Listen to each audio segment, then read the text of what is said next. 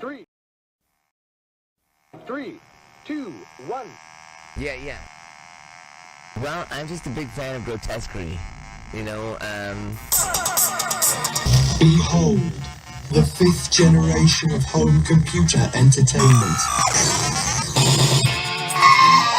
Boy.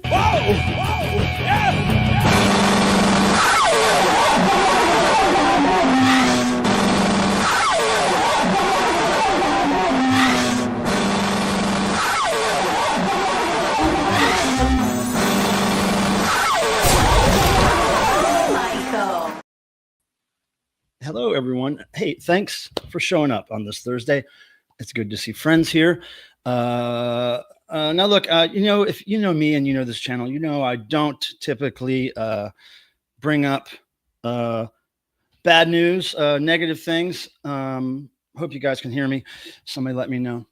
But I'm going to get this out of the way really quick. I just want to update those of you who don't know why I didn't stream last week. So I had this friend, Marty, my cat Marty, that I adopted 2.5 years ago. We had a good bond, man. We had a good thing going. And then this disease called cancer crept in, gave me not a whole lot of notice. I spent a week trying everything I could to save him. But it didn't work, and he is not here. But he's here in spirit. I can feel him. And he's in the backyard. But we're not going to belabor that. I want to thank everybody for their condolences and things. And yeah, I'm trying to dig myself out of that. The saddest parts of my life are when my cats pass away. I haven't felt that sad in like 15 years. But that said, we're going to move on to something much better than that news. And I'm even going to play the intro twice because it's time for...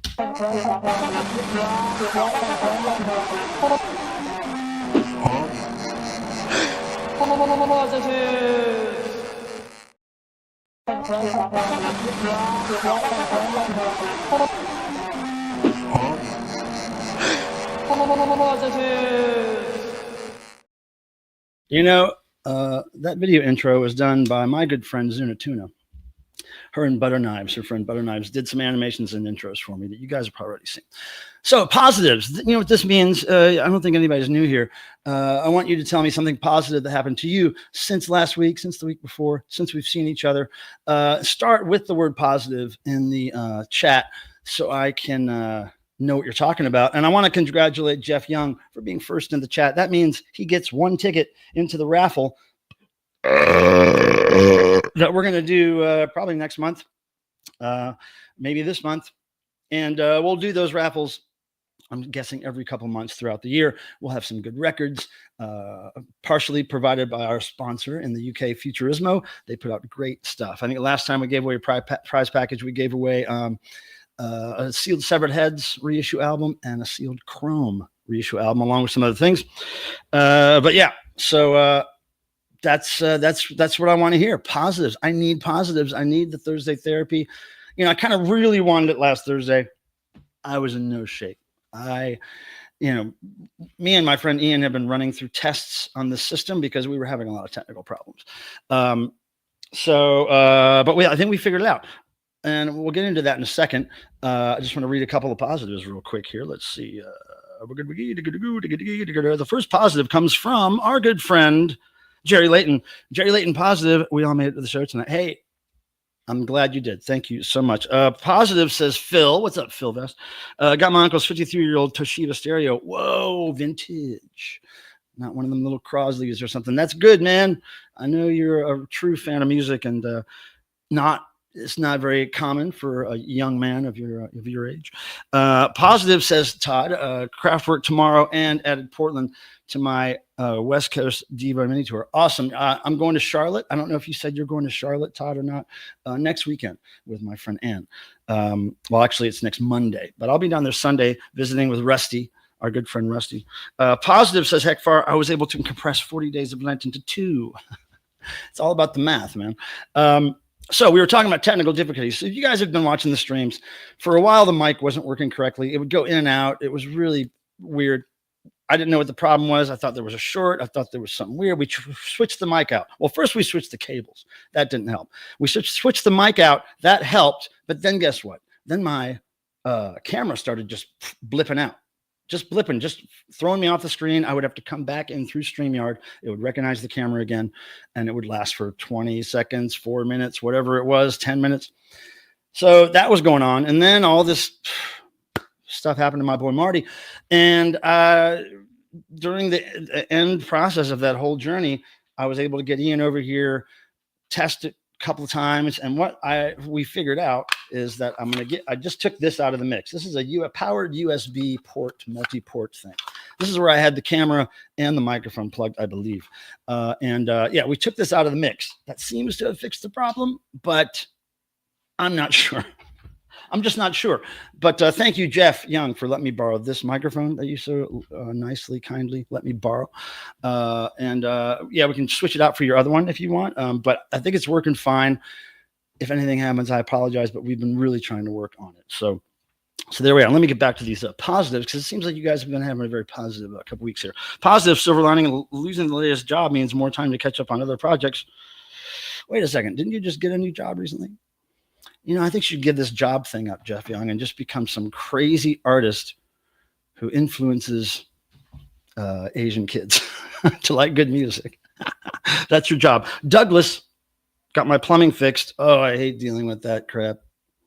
Yeah. My toilet's giving me a little issue with filling up the water part, and now my non-handyman ass has to figure that out. Stinky is back. Dude, good to see you, Stink. Kami, positive scored Diva tickets in Detroit. Oh my God, on your birthday, dude. That's going to be sick. Natalie, hello, made it. Thank you, Natalie, for making it. Appreciate that. Yeah, I need positives. We're going to get positives and give them all night if you want. Give them whenever you want. So our friend Tim is not here right now. He may be joining us in a little bit. He is actually on a cruise, a big boat called the 80s Cruise, 80s music, 80s culture kind of themed boat cruise. And I was able to luckily take that cruise with Devo 2-3 years ago. It was fantastic. I'd never been on a cruise before. So Tim took his ass out there this year with other devotees that we know. Some of them who come in here, Ken Van Tessel and of course Tim and Tom Kierstead sometimes pops his head in here. Ren and Joe used to pop their head in here. Anyway, a lot of those people are at 80s Cruise and they're doing their thing. But Tim did tell me that he wanted to come on tonight. So, but okay, saw several red flags. I was just like, yeah. Be your own boss. You can do it. I know you can do it. You can do it. Just do any old weird thing you want, and just somehow you'll get paid for it. I promise you. Natalie, but you got to keep your expenses down, Jeff. Natalie says, positive, my boyfriend got a signed Chai Pig album and some pins. Oh, Sue Smith. Oh, yeah, Sue's great. Sue is great. She has some great old Ohio ephemera. Todd, a positive, kicked off my dome crafting project for the year. Theme is don't shoot. Oh, man. I sense a hazard orange dome coming at us. Bill McKenzie, positive, got called for a couple of gigs in April. Night of Benny Goodman, Hillbilly Punk, and Old Fashioned West.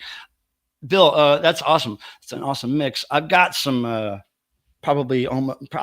think something I'm going to show a thrift find.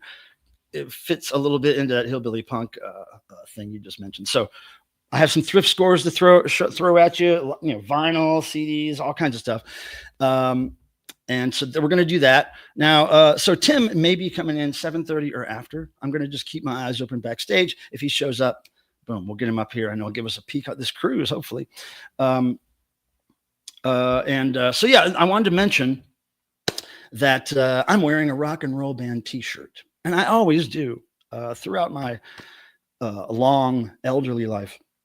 I have worn a lot of t-shirts, and it's about all I've worn all my life. Every now and then, for some weird occasion, you may find me in a shirt that's not a t-shirt, but it's very, very rare. And I wanted to explain this shirt that I have on tonight is, of course, the 80s rock band Quiet Riot. Wonderful, wonderful, wonderful creation, that Quiet Riot. And I was lucky enough to see them live. Back in 1983. It was actually 41 years ago this year that I saw them, October 20th in Charlotte, North Carolina. And this is, of course, a remake that somebody gave me years ago. But I still have the original Quiet Riot shirt that I got at that show. But the interesting thing is that Quiet Riot at the time was opening for Iron Maiden, of course, because Iron Maiden doesn't open for anybody, really, do they? And I was a big Iron Maiden fan. And So I was going to the show, and me and my friends were all psyched about it and bought our tickets, weeks, months in advance or whatever. And I remember driving around town, 1983, driving around. And was I old enough to drive? I don't know if I was old enough to drive or if I was in somebody's car, but I remember seeing on a telephone pole this poster that I'm getting ready to show you that I've had framed ever since then. And what happened was, initially there were posters all over town, Iron Maiden, and it maybe had Eddie on it, or maybe had the band, whatever. And then it said with, Quiet Riot at Charlotte Coliseum, blah, blah, blah. But then this popped up as it got closer to the show. Oh, sorry. Bumped the microphone there. As it got closer to the date of the show, Quiet Riot started getting a lot of traction with their first album and getting a lot of airplay, much more than Iron Maiden was getting. So this cool screen printed old school poster, it's like on, semi thick stock, cardboard stock, screen printed, and Quiet Riot is at the top, of course, Come Feel the Noise, appearing with Iron Maiden.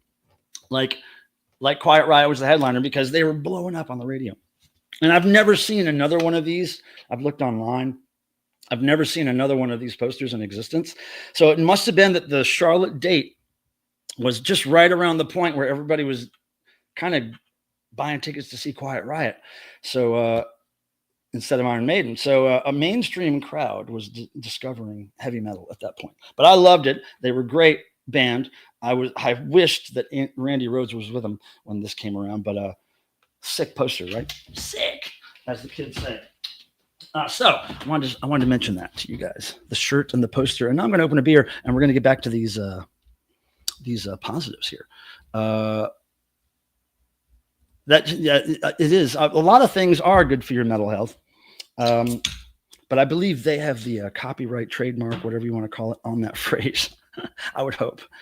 But interesting thing about Quiet Riot is my second favorite band in the world, which is the Dickies, a punk rock outfit from 70s California. Stan Lee of the Dickies, guitarist extraordinaire and founding member, he's really good friends with Kevin of Quiet Riot and Randy Rhoads, and he was with them as they were building Quiet Riot. And at the same time, he was kind of trying to play guitar, and he formed the Dickies right on the same time. Well, his brother, Stan Lee's brother, was really good friends with Randy Rhoads and has put out a book of all of his Randy Rhoads photos. I guess he was a photographer and filmmaker. Anyway, there's a deep connection, Quiet Riot and the Dickies, in case you didn't know. Positive, that shirt makes me feel 12. Maybe I think I was older than 12. 83, I think I was 15 or 16, something like that. I may have been just learning how to drive. Groovy Lisa, hello again. Hey, thanks for popping in early. By the way, if you don't know, I do start the stream technically an hour and 15 minutes typically before 7 p.m. EST. And what it is just a placeholder thumbnail, the same thumbnail image I used to promote the stream earlier in the day. And I just let it sit there for an hour or so. And people come in the chat and they meet and they discuss things and they try to get first in the chat because that equals a ticket into the drawing that I'll have at some point here soon. Anyway, so that's why when you get here at 7, if you just get here at 7, that's why there's a lot of chatting going on way before. So there we have it. I tried to push it a little later today so that you would have more competition, Jeff. I figured if I waited a couple minutes, but at the end of the day, I just want to get the thing started, and I'm always like early wherever I go. I'm early with everything. But so I'm sitting there always ready 15 minutes early. And I'm just like, Dad, because I should just wait till 6 to start the lobby. Right. But I don't know what it is. I'm broken in that way. I just got to be early. Antsy, I'm impatient. So I know this is great news. Adrian, I'm going to come visit you. You know that, right? Are you in Maui? That's the only part of Hawaii I've ever visited, but Hawaii is life-changing. Hell with this mainland stuff. No baloney, Anzalone, I love your name. Hi there. Good to see you. Thanks for showing up. Thanks for the little wavy hand. Ohawa. Where the hell is that? Where is that in relation to? I don't know much about Hawaii, but I do know that I went to Maui. That's about it. Yeah, I'm coming to visit you, Adrian. You have no choice. So Tim may be popping in sometime soonish. Now, the tech issues we went over if something happens today, I'm going to be confused. But here's what happened. I took the things out of that USB port thing, took the camera and the mic out of there, hooked it directly into my computer, have just enough ports for everything now. And I think it's going to work. Okay. I think it's going to work. Charlie thinks it's going to work because he has this fantastic light up toilet. Have you guys seen that before? This is the only channel you'll see that light up dollhouse toilet on a robot man's hand with a face from a swinging singles magazine from the late 80s, early 90s. You won't see that anywhere else except here. It's where Honolulu is. Oh, okay. Right on. I know that big word. I know, beautiful news. I know, we're all going to Adrian's house. I'm going to do a stream there. If I come visit you, Adrian, we have to make sure I'm there on a Thursday. We'll stream from Honolulu. Oahu. Oahu. Is that how you pronounce that? Yeah, we'll stream from there. That'll be great. Michael, have you heard You and Me and Geddy Lee by the Great Balance Act? No, but I love Geddy Lee. I love some Rush. Can you tell a crazy concert story? Says Kyson Brown. Kyson, am I pronouncing that right? Kyson Brown. Kyson, I will if you tell me how you discovered this channel or why you even care about a concert story from me. Sure, I'll tell a concert story. That's a wide spectrum of stories I could tell. So yeah, things seem to be sounding great and looking good. Thanks to my friends, we're getting past these technical issues one by one. But I got to say, I did figure this out kind of on my own because it was the only option I had. It was the only thing I could change majorly that might make a difference. So good. I just don't hope I don't have to spend any money on fixing it, but I don't think I do. I think everything's fine. Okay. So, and look at this. The kindness of Todd, the kindness of Mr. Odd is abundant, and he puts such a nice little number in there. So what happens when he donates is, first of all, I write him down because he gets a ticket into the drawing for his donation of 666, because every $5 you donate, you get a entry into the drawing. So boom, got that. Thank you. And also for his wondrous donation, which will be used for the cause of good and evil, depending on where your stance is on those things. And what he gets from me, in addition to all my love and respect, is this wonderful video of my little friend, Super Chat Charlie, done by the very talented Butter Knives. Here we go.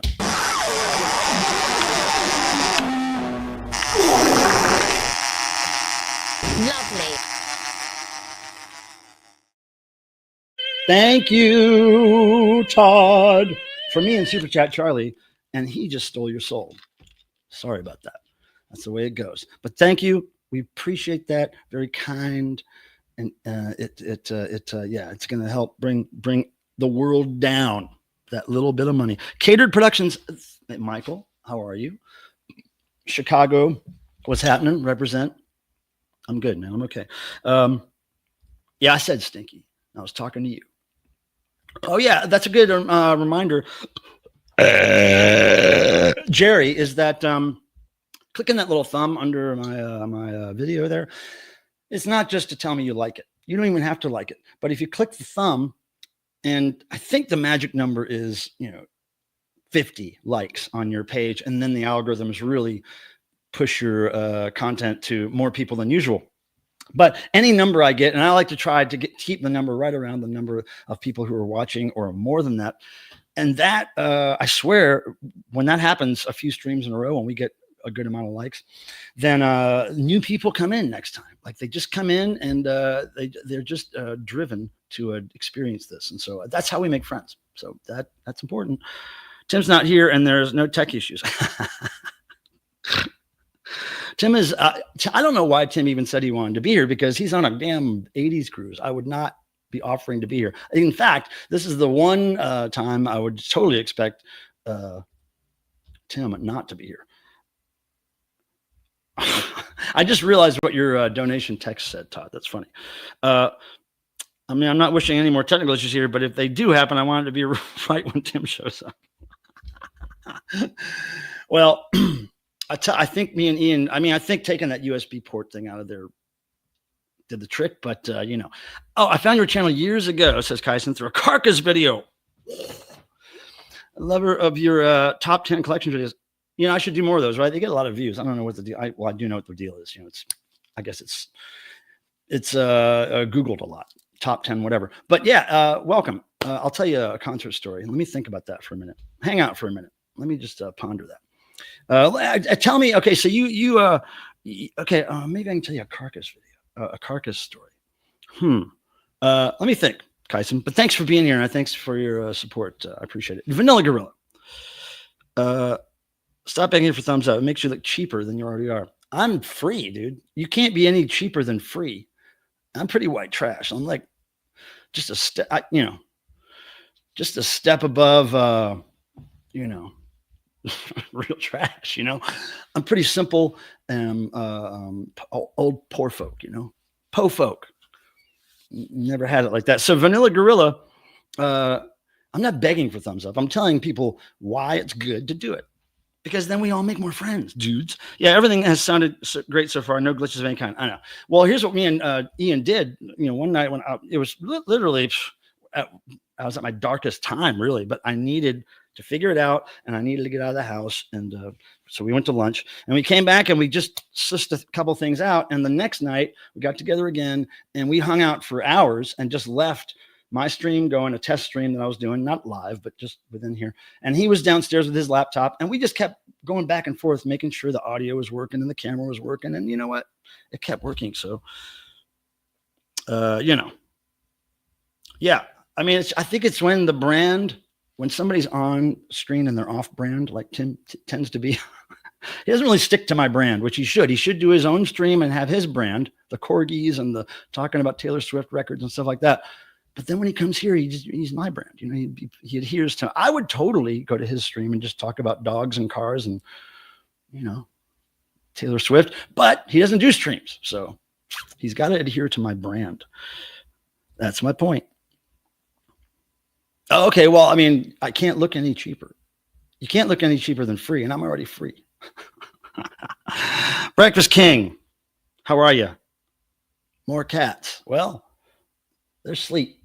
Cricket's on the bed, sleep. Meows just downstairs. They just ate. So that's what happens with cats. But yeah, speaking of these Fonzie thumbs. Now, if you're my age group, you know who Fonzie is. You love Fonzie, and you used to worship Fonzie. You might still worship Fonzie. But how did this happen? Oh, hold on. I'm just trying to do something and look at something, but now ads are popping up, and I'm like, oh, Christ. Christ. Hold on a second. Dan Ductor, Rathet. Right on. Good to see you guys. So yeah, I forgot to look at the damn thumbs. See, that's good. If we could just get about double that like number, because almost double that are watching right now. So it would be really good if, help us out with that, because more people come in. I'm still trying to think of your story, Kyson. Pets to cats. Oh, pats to cats. Thank you, Rathet. If I could reach him, I would do that for you. Hello, sorry I'm late. You're never late, Dan. Welcome. Hunter, cool tape collection. I'm an audiophile too. I wouldn't say I'm an audiophile, but I do like collecting physical media audio, Hunter. And thanks for watching my tape videos. And Messenger's talking about this little batch over here. This is all Devo. And this is all bands that I was in myself down here. And there's tons, thousands of tapes in here. But I assume you saw my videos, so thanks. Fonzie literally jumped the shark. Wasn't that Evel Knievel that jumped the shark? I don't know. Okay, so you saw Fonzie's jacket in person, Breakfast King. You never know. But I tried to meet Fonzie. Well, I did meet Fonzie at a car show. I don't know if you guys are from Ohio, but there used to be a lot of car shows up there. It was just a big warehouse full of cars, hot rods and shit.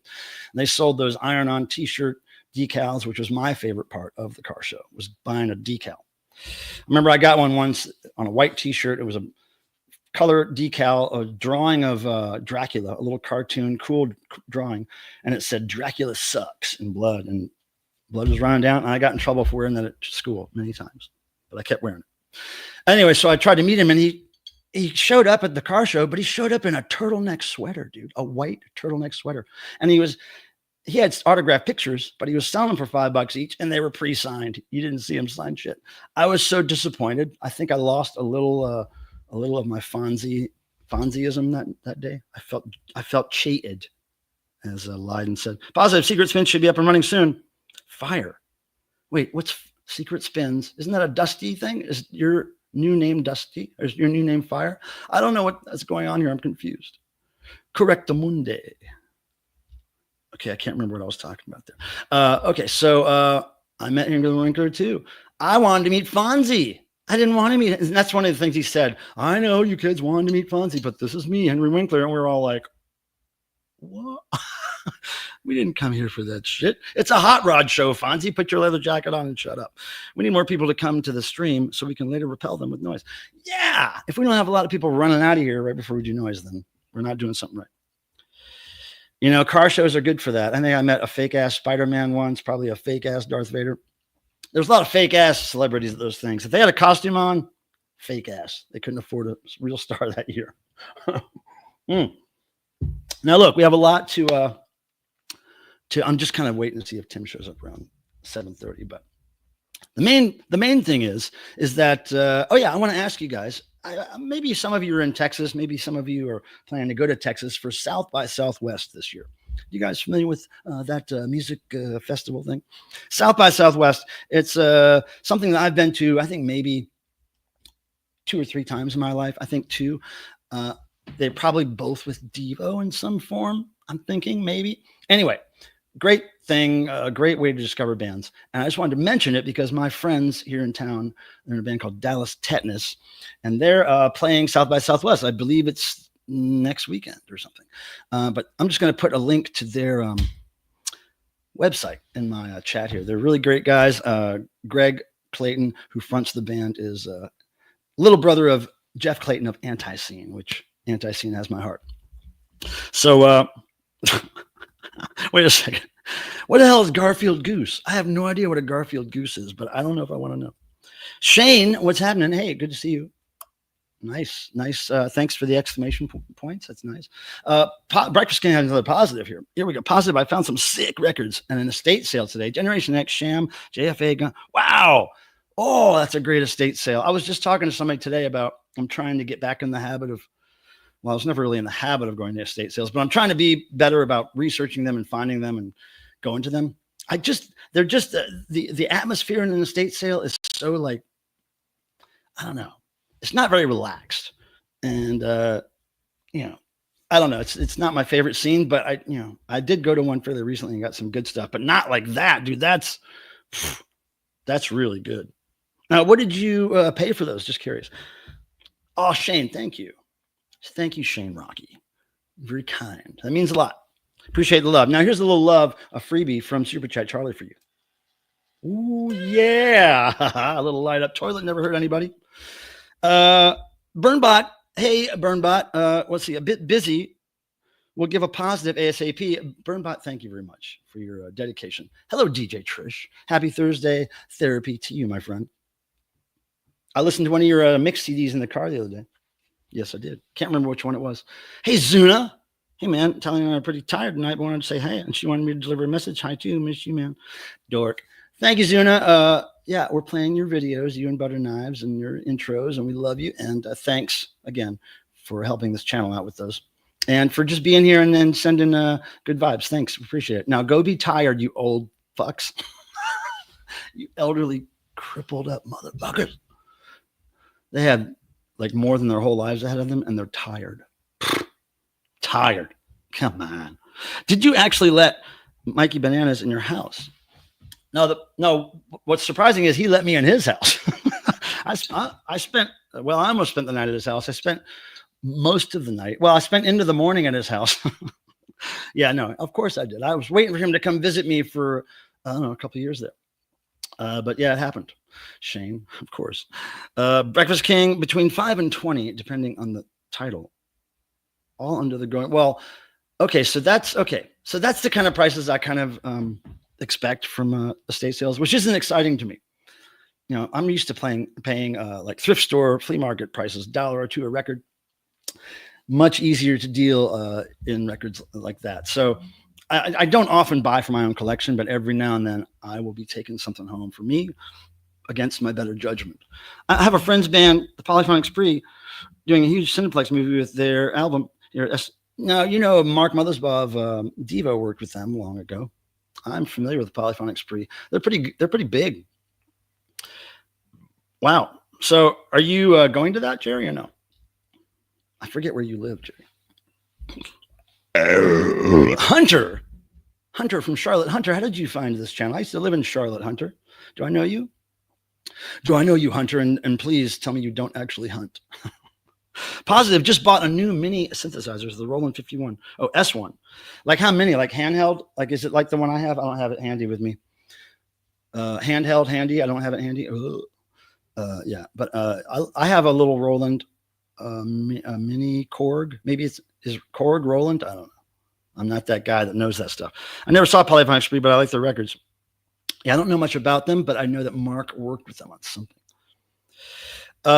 Not on my pizza, Shane. I'm really basic with my pizza for the most part. Favorite pizza combination for me is pepperoni, cheese, you know, if I'm going to go one topping. But if I get the option for more toppings, pepperoni, black olives, green peppers, extra cheese. Sometimes I can do other meats, but I'm, I try not to do all the meats, although I could, but I try not to. Burnbot. Okay, so positive. I almost got enough money to get my prized Blue Bar guitar fix. It'll happen. You manifest that money coming in, and it'll come in, dude. Okay, so Jerry knows Tripping Daisy. Of course, I've heard that band name, but I have no idea. Oh, Radiophonic Workshop. I don't think I've ever heard of them. I don't think that's familiar to me. Positive. I saw a friend have since New Year's Eve. Oh, a few months ago. That's cool. Hope you're still friends. Don't know you found you from those awesome tape unboxings. Look at that. Now that's interesting to me that those tape unboxings got so much attention. But on the other hand, that doesn't happen in life very often, where my YouTube channel basically attracted somebody who saw my first video I did on tapes, I think, and said, I've got all these tapes. Are you interested in buying them for a good price? And I got them for all like $2 each, I think. Amazing. Yeah. I think I got his whole collection at this point. Most of them, the ones I wanted. And Dan Ductor, you are so kind, Dan. Now, something's going to happen here because you hit the mark, Dan. You hit the mark. You hit the mark. I'm going to write your names down. Dan Ductor. And that 1999, although it's technically a penny off, that will get you 4 tickets. 4 tickets into the drawing box. And what it also gets you, my friend, is something crazy. And without Tim here, it's a little more difficult for me to do this, but I'm going to do it. Okay. So hang with me here for a second, people. I'm going to do something special for Dan for his very nice donation. It's called the Crochet Clown Disco in full effect. Okay. In full effect. And I'm going to try this now, people. Wish me luck. Okay. Here we go.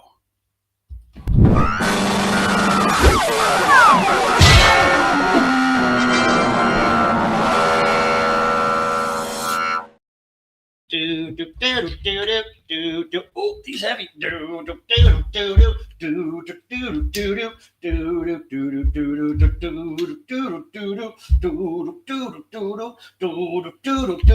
Satisfaction came in a chain reaction. I couldn't get enough, so I had to strut my stuff. The heat is on, driving to the top. Everybody going strong. That is when my spark got hot. I heard somebody say, burn, baby, burn. Disco Inferno, burn, baby, burn. Burn the mother down, Whoa! All right. Now, typically what would happen in that instance there is Tim would take me off screen so I could get down off my perch. But I don't have that help today. So anyway, thank you for that very kind donation. And I hope you enjoyed the Crochet Clown Disco in full effect. Thanks, Dan. I appreciate that. Okay, here. Whew. That winded me. That guy's heavy, dude. It's not easy to bounce that motherfucker around. I'm in California, but I'm friends with Tim. Okay. Wow, that's a big band, man. I don't know much about them, but I know they do well. They have a holiday show, and I guess it does really well. Okay, but stuffed crust is the best. Well, I mean, I'm really basic with I could do a stuffed crust, right? But it better be nice hot cheese in there, because too much cheese is just too much cheese. Honestly, I'd rather have my cheese on top, because I kind of like the crust, just crust. Whenever I need just a little bit of just plain crust, I can, but I'm not going to turn away a stuffed crust pizza. That's for sure. You should check out the Radiophonic Workshop. And we've got to intersect naturally, fluidly, somehow in life, and that's the best way for me to discover that, I think. Dan Ductor, you tried and you succeeded. Cozy Ventuti is big on Delilah. Oh, okay. Wayne, that's awesome. I met Cozy once. She was very sweet. I think she gave me a bracelet or something. I don't think I have it anymore. I think she actually tied it on my wrist, a little woven hippie bracelet she was making. And then I wore it until it fell off. Yeah, Cozy. Of the mighty Throbbing Gristle, etc. Poltergeist deleted scene. What in the hell are you talking about, Burnbot? I don't know nothing about no movies. Shane, yes, thank you for your condolences. He was a good boy. He was a very good friend of mine. It hurts still. Dark inside. YMCA is a good Village People song. I'll tell you that. It's toothpaste. I'm kidding. I think Burnbot is high for the first time in his life. Oh, the dancing clown bit. It's called the Crochet Clown Disco in full effect. So if Dead Wax shows up, somebody tell me, because I got news for him that he's going to like. Dead Wax, if you're here, just poke your head in the chat. I got something to tell you. So that was very kind of you, Dan. Thanks a lot. And of course, Todd. Now I'm going to mark some things off the list so I know I did some shit here.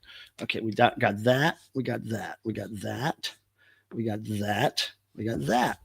Did this. Did that. Okay. I got to turn this damn disco off. Where'd I put my beer? Oh yeah, I had to move Charlie and the beer off of this area because that clown, his shit's going everywhere, man. It's like I gotta be careful, of all this dainty art. This guy is like 30 or 40 years old. This toy. I don't know how it survived. You guys see when Ann punched it across the room and it survived? Crazy. Oh my God, Wayne, I'm so jealous. I did see Village People once, but it was way late in the game. Probably 90s. And I did get that record signed right there at the show I saw by handing it to two guys on stage. I have no idea if the guys were original members or not. I just was not that perceptive back then. I didn't know, because they had their outfits on, but could have been anybody. But yeah, I did get to see them kind of, sort of. But I'm jealous of you. Yes, thank you, DJ Trish. I appreciate it. Yes, I know. Oof. I don't want to dwell on it tonight, but thank you. It's the worst. Now, Anne, I was just talking to her today. We are going to go to Charlotte, North Carolina together next weekend. Not this coming weekend, but the following weekend. We're going to see Kraftwerk. So I'll be driving down there Sunday. She's going to meet me there on Monday. Monday's the show.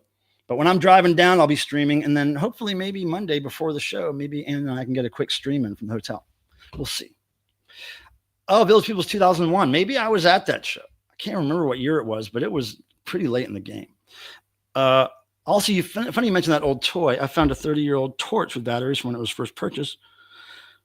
Oh, a torch to you, that's a flashlight, right? Okay, a torch. I'm thinking of like a Frankenstein's monster, the angry crowd torch, in the streets, starting shit. Now, I think what I want to do, and I know I'm just blowing through all my content here, but we can just chill and talk at some point.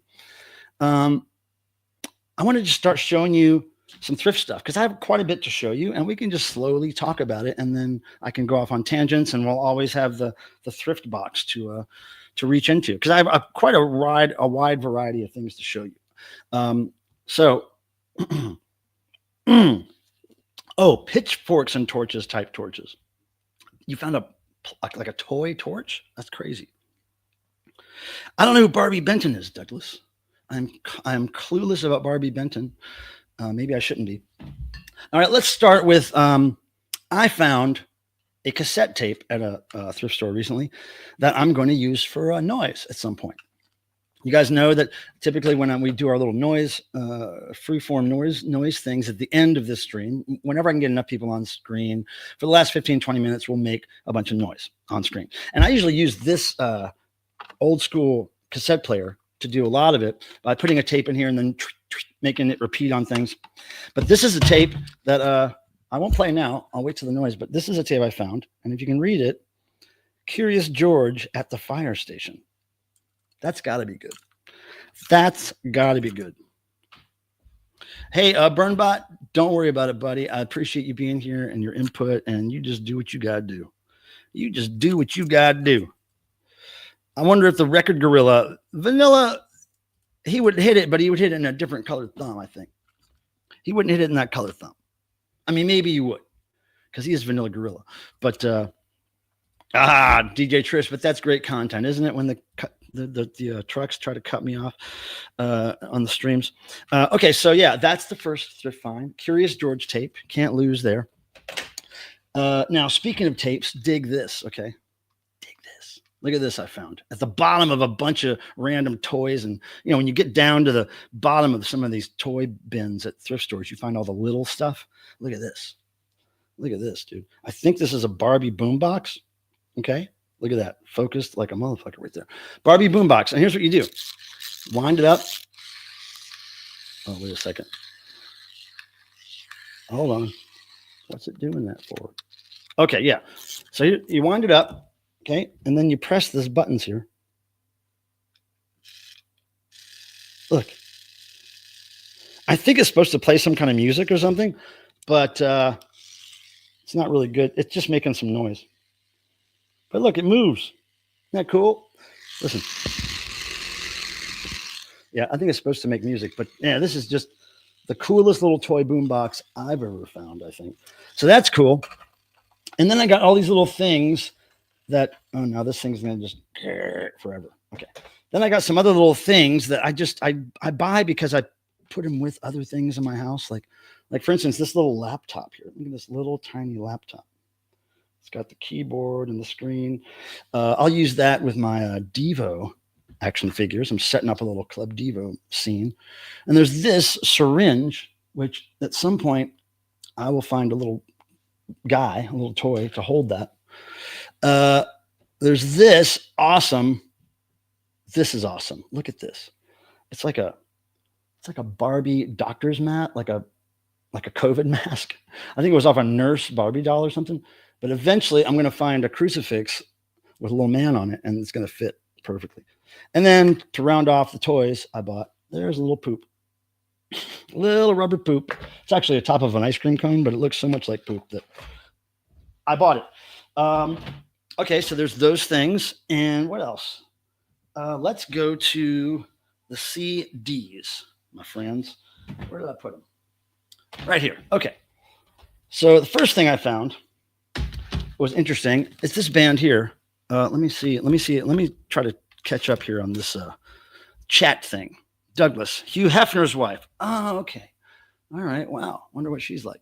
Pilmer, do you own or have you heard records from the 56s of soldiers and their spouses messing each other? No. That's interesting.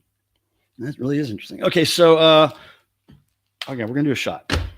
We're going to do a shot, guys. That's what we're going to do. But thanks for being here. I appreciate you. And I did need to do this in many ways. Now, my friend Matt Horton, who lives here in town, he's a guy that works with bands on tour. He has a recording studio. He actually recorded me doing the Food Fight cover with my friends in KIF, Knowledge is for Fools.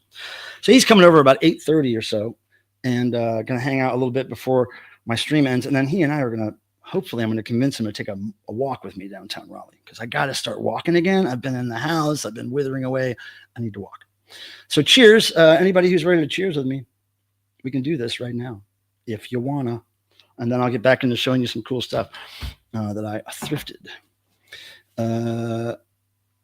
Anybody get, you know what? While people are getting their shots ready, how about I play this little informative video on how you can get entries into my viewer participation prize drawings that'll happen throughout the year. Here we go. Here's how to earn VPPD entries. You get one entry if you're the first or the last to post a comment in the side chat during any of my 2025 live streams, just like last year. You can also get an entry for every $5 donated in Super Chat. For instance, $10 equals 2 entries and so on. You can get an entry if the comment you leave on any of my videos, live or otherwise, gets pinned to the top of the comment section by me. Also, you guys know I do live noise sometimes at the end of my streams. You can get 2 entries if you join me on screen for any noise segment during my 2025 live streams. Also, throughout the year, I'll be coming up with other ways you can earn entries, like trivia questions and other sporadic whims I may have. So that's how you do it. All right, there's your information, and here's the cheers.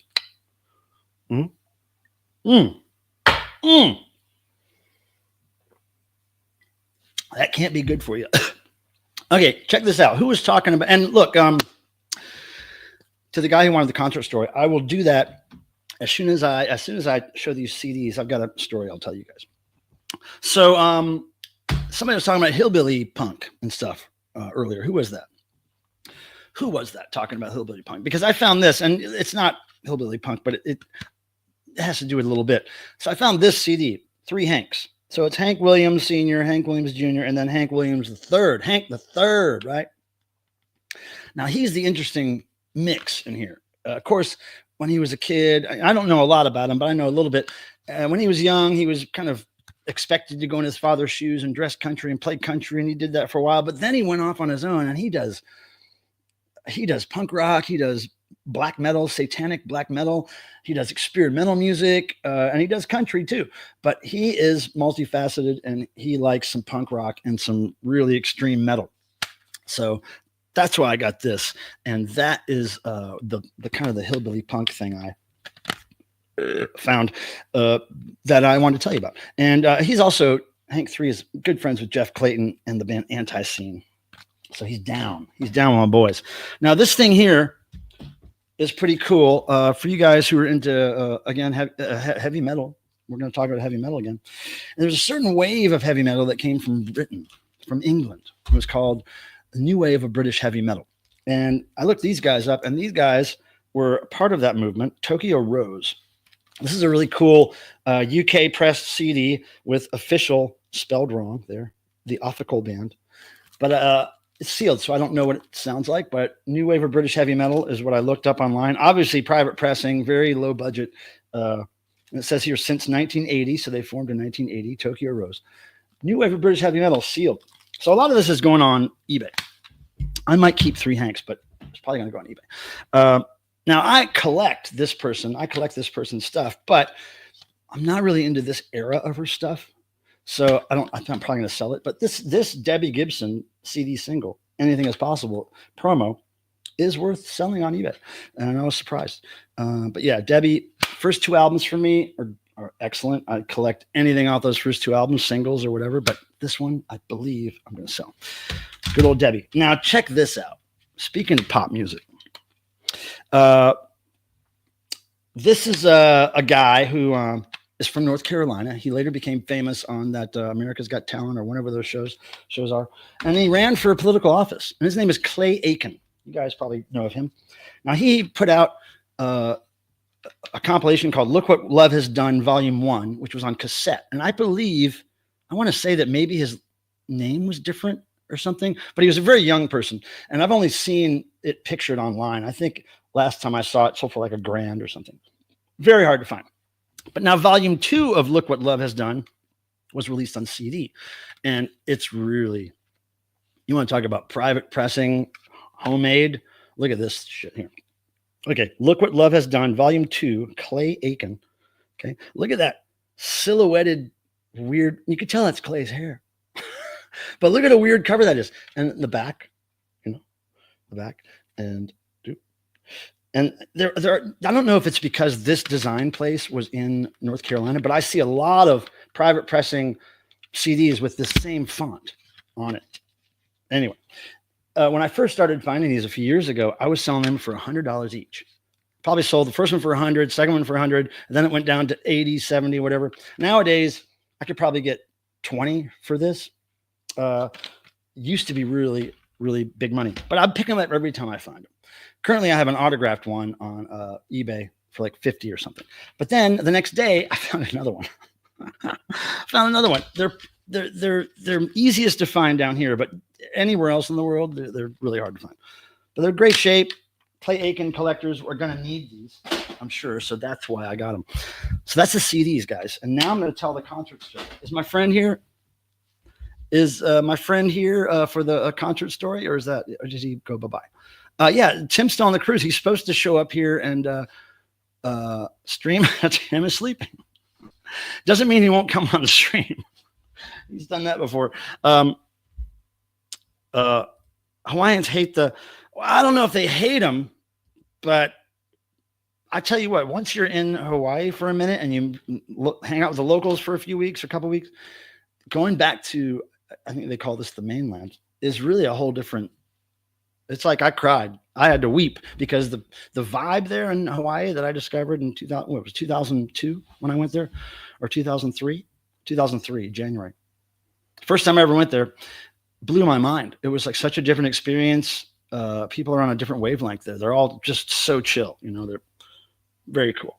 So yeah, I guess he's gone. I'm going to tell the story anyway. Now, this is the first story that came to mind, and I've probably told it before, and it's Devo.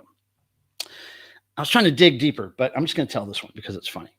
So, Kaisen, I think that's your name. I hope you're still here. If not, I hope you watch on the replay. So I was at this Devo show. It was 2009, and it was when Devo was doing a tour where they would play 2 nights in each city. First night, they would do the Are We Not Men album in full. The second night, they would do the Freedom of Choice album in full. In the costumes, with the stage setup that was correct for the time, the vintage era. And it was the best Devo tour I could ever imagine. It was even better than the hardcore Devo tour, I must say, because 2 nights in each city, 2 albums represented in the order of the tracks of the album. So we're at this one city. I can't remember where it was, but it was an old venue, and the dressing rooms were way downstairs in this old, cold castle-looking shit, and the rooms were really skinny. And I remember the dressing room, which is the wardrobe room, is where I put the big wardrobe case and everything. So I had my stuff laid out in there, my case spread open, this kind of skinny room. And on the other side of my case was a couch. And I think there was maybe a little place for water or coffee or something over here. But it was a very slender room. And I remember sitting on the couch across from my wardrobe case, and the band's getting ready to go on. And all the band is in their yellow suits. And I'm back there, and then Jerry Casale is kind of in front of me, and he's standing in his yellow suit, and he's just kind of, waiting. And he looks at me and he goes, man, he was like, man, I think I have to take a shit. And I was like, oh man, I was like, really? You got your whole suit on? Because it's really hard to get the one-piece suit off and do all that stuff. And then I guess he said it loud enough so that when Bob Mothersbaugh was walking by the room, he heard, and Bob comes in, who's going to shit their pants? And Jerry was like, me, I think I really got to go. I don't know if I have time to get out of my suit and everything. And then Bob says, hey, Jerry, remember when back in the day, in the early days, we would bet each other our per diem, and the per diem is the cash money you get to survive that day to buy food. So they would bet each other's per diem, like whoever would shit their pants first on stage would get all the other bands per diem. So then Mark hears them talking about that as he's walking by, and he comes in his yellow suit. He's like, hey, wait, I'm going to win the per diem. I'm going to shit my pants first. So everybody's arguing about who's going to shit their pants first, except for Jerry, who's just really honestly, realistically thinking about what the hell am I going to do? I think at the end of the day, he just went out and did the show, and everything was cool. Somehow I held it in, but that's my concert story. Aloha vibes. Yeah, man. I'm gonna visit for sure. Steve, hello. How are you? Good to see you, Steve. Red, orange circle, white S. Very bold. Spot on Mark impression. I don't know about that. But you got to figure they've worn those suits for 50 years. There's been a lot of times I'm sure that by the time they get in them, there's a problem. That was the first time I went and the only time I ever went. I stayed for 3 weeks, I think. Amazing. And I had a free place to stay with friends who lived there. And we did a Mark Mothersbaugh art show out there. I met, met a lot of people. I met Courtney Love's manager at a bar. She was as wild as Courtney, it seemed to me.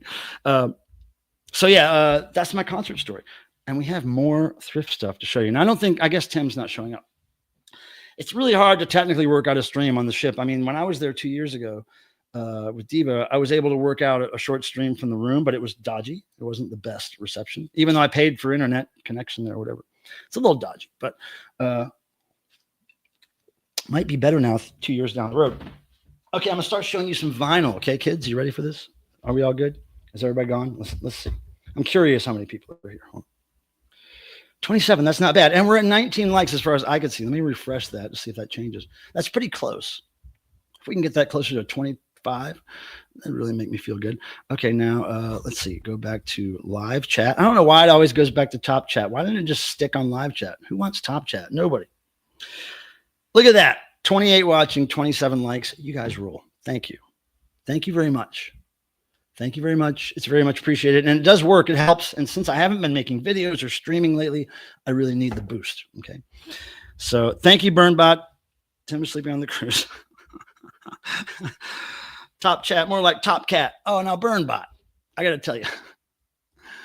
tell you, just because Top Cat brings it all back. I was dating a girl from England, and her nickname, her pet name for me was Top Cat. Top Cat. Of course, she was Kitten, and I was Top Cat. And her mom also had a cat nickname. So it was a cat family. I was Top Cat. She was Kitten. Mom was, I can't say who the mom was, but the mom was the cat too. Smashed the like button. Now, DJ Trish, I think smashed means something different to kids today. I don't think it just means simply pressing something. 28. Thanks, Jerry. You fucking rule. My mom knew someone who worked on Top Cat. Wait, I don't know what Top Cat is. I thought it was just a phrase. I think it's an old cartoon, or is it a movie? Fuck, I don't know. All right, so vinyl. Now, I found this one, and this is going to be given away at the annual devotional raffle. And I believe I can tell you guys that the devotional is going to happen October 10th and 11th, Friday, Saturday. We just don't have it up announced yet because I have to work out a graphic, a simple graphic for next year, and I haven't figured it out yet, but I will. So this is a record I found that will be given away at devotional. It's Carol Hensel's Exercise and Dance, Volume 2 album. And I believe Carol's from Ohio. I believe, yeah, here we go. Manufactured and distributed by Mirrors Music, Cleveland, Ohio. I believe she's from Ohio. And I think that's why that dear old Carol put our friends Devo on here with Whip It. Now, it's not the version that's on Devo's album. It's actually recreated by people who are sounding like Devo, some friends of hers who pretty much sound like Jerry and Mark. And they're singing Whip It, but they're also working in all these kick 1, 2, like her saying when to kick and when to punch or whatever for Whip It. It's really good. It's one of my favorite versions of Whip It. And also this, as a bonus, comes with the actual booklet. So like for the Whip It song, check this out. Check this out, guys. Okay, so let me find it. It's right up here. You may be right. There's da da da da. Hold on. Morning Train. Oh my God, the 80s hits are flowing. Where is Whip It? It's really good. You got to see it. It's really worth all this looking. Okay, here we go. Here we go. Where does it start? Whip It. Starts right here. Whip It.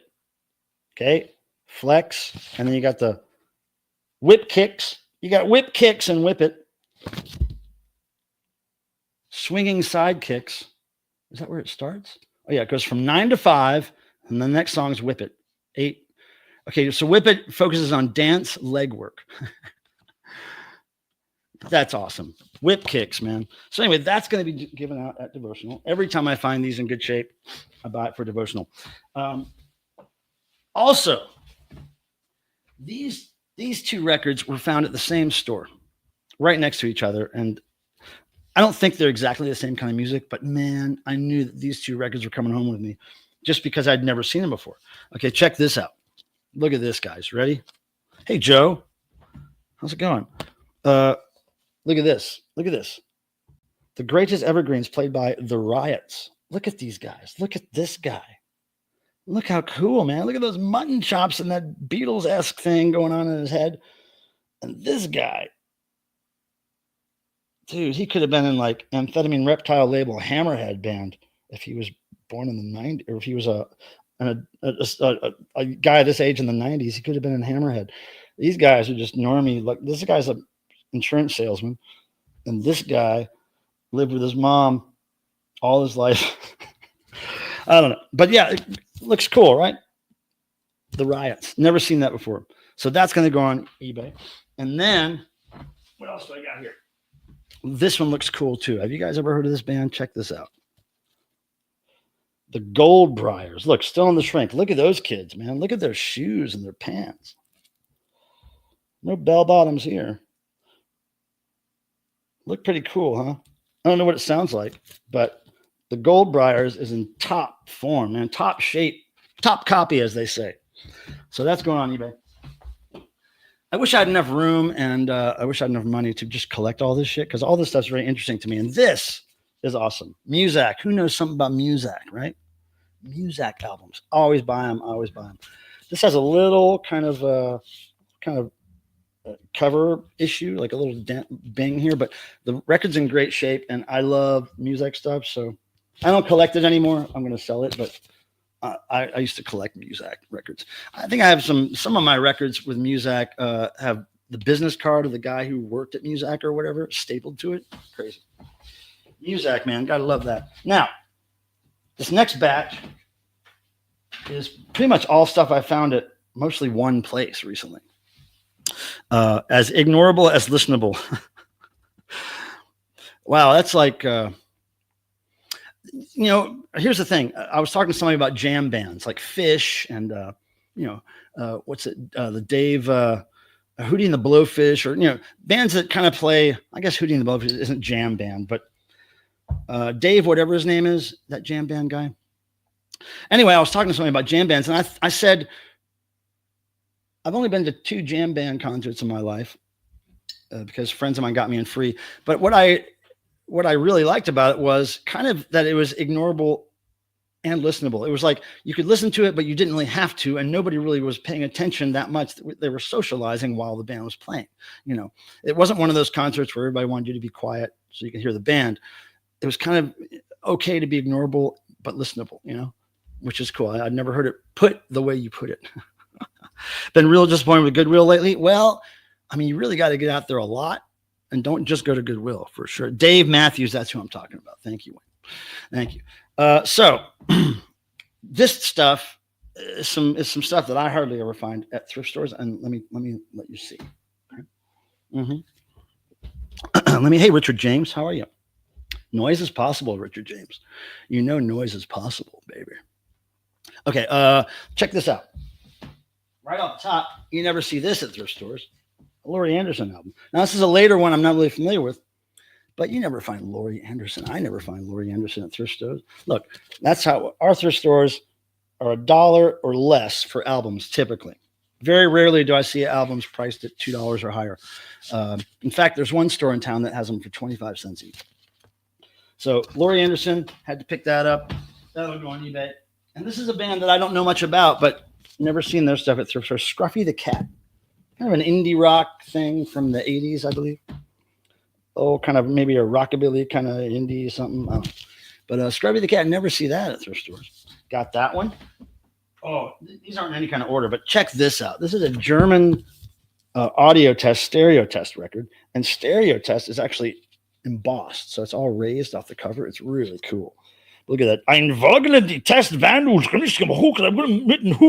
Look, Hoogtepunten. This is going to test your Hoogtepunten, dude. But yeah, it's all tones and all kinds of cool shit. I love it. I just wish I could collect it to feel the cover all day. So that'll go on eBay. Now this, I had to buy this. Look, it's Bro Mike. This is Bro Mike, dude. You can't pass up Bro Mike. Look at that design work. Had to get bro mic, dude. Don't even mess with bro mic. Hold on, here we go. Did Dead Wax never show up? I got good news for him, damn it. Moving on right along. Are we having fun yet? Are we good? Damn, I wish Tim would show up. That'd be fun. He could tell us about the cruise, but it is tricky to, and especially with his phone and his internet thing right now, it's way trickier for Tim to stream than it was for me, I'm sure. Also, with Mark Mothersbaugh ever joined For Noise. I mean, it's not impossible. I mean, I've had Mark on the channel and Jerry a couple of times to talk and be interviewed and stuff. Yeah, I'm sure he would if the time was right. Are the rumors true? Well, Devo doesn't wear boots anymore. They used to wear Doc Martens on stage until they started doing too many costume changes, and the Doc Martens were hard to get off. So they switched to Vans.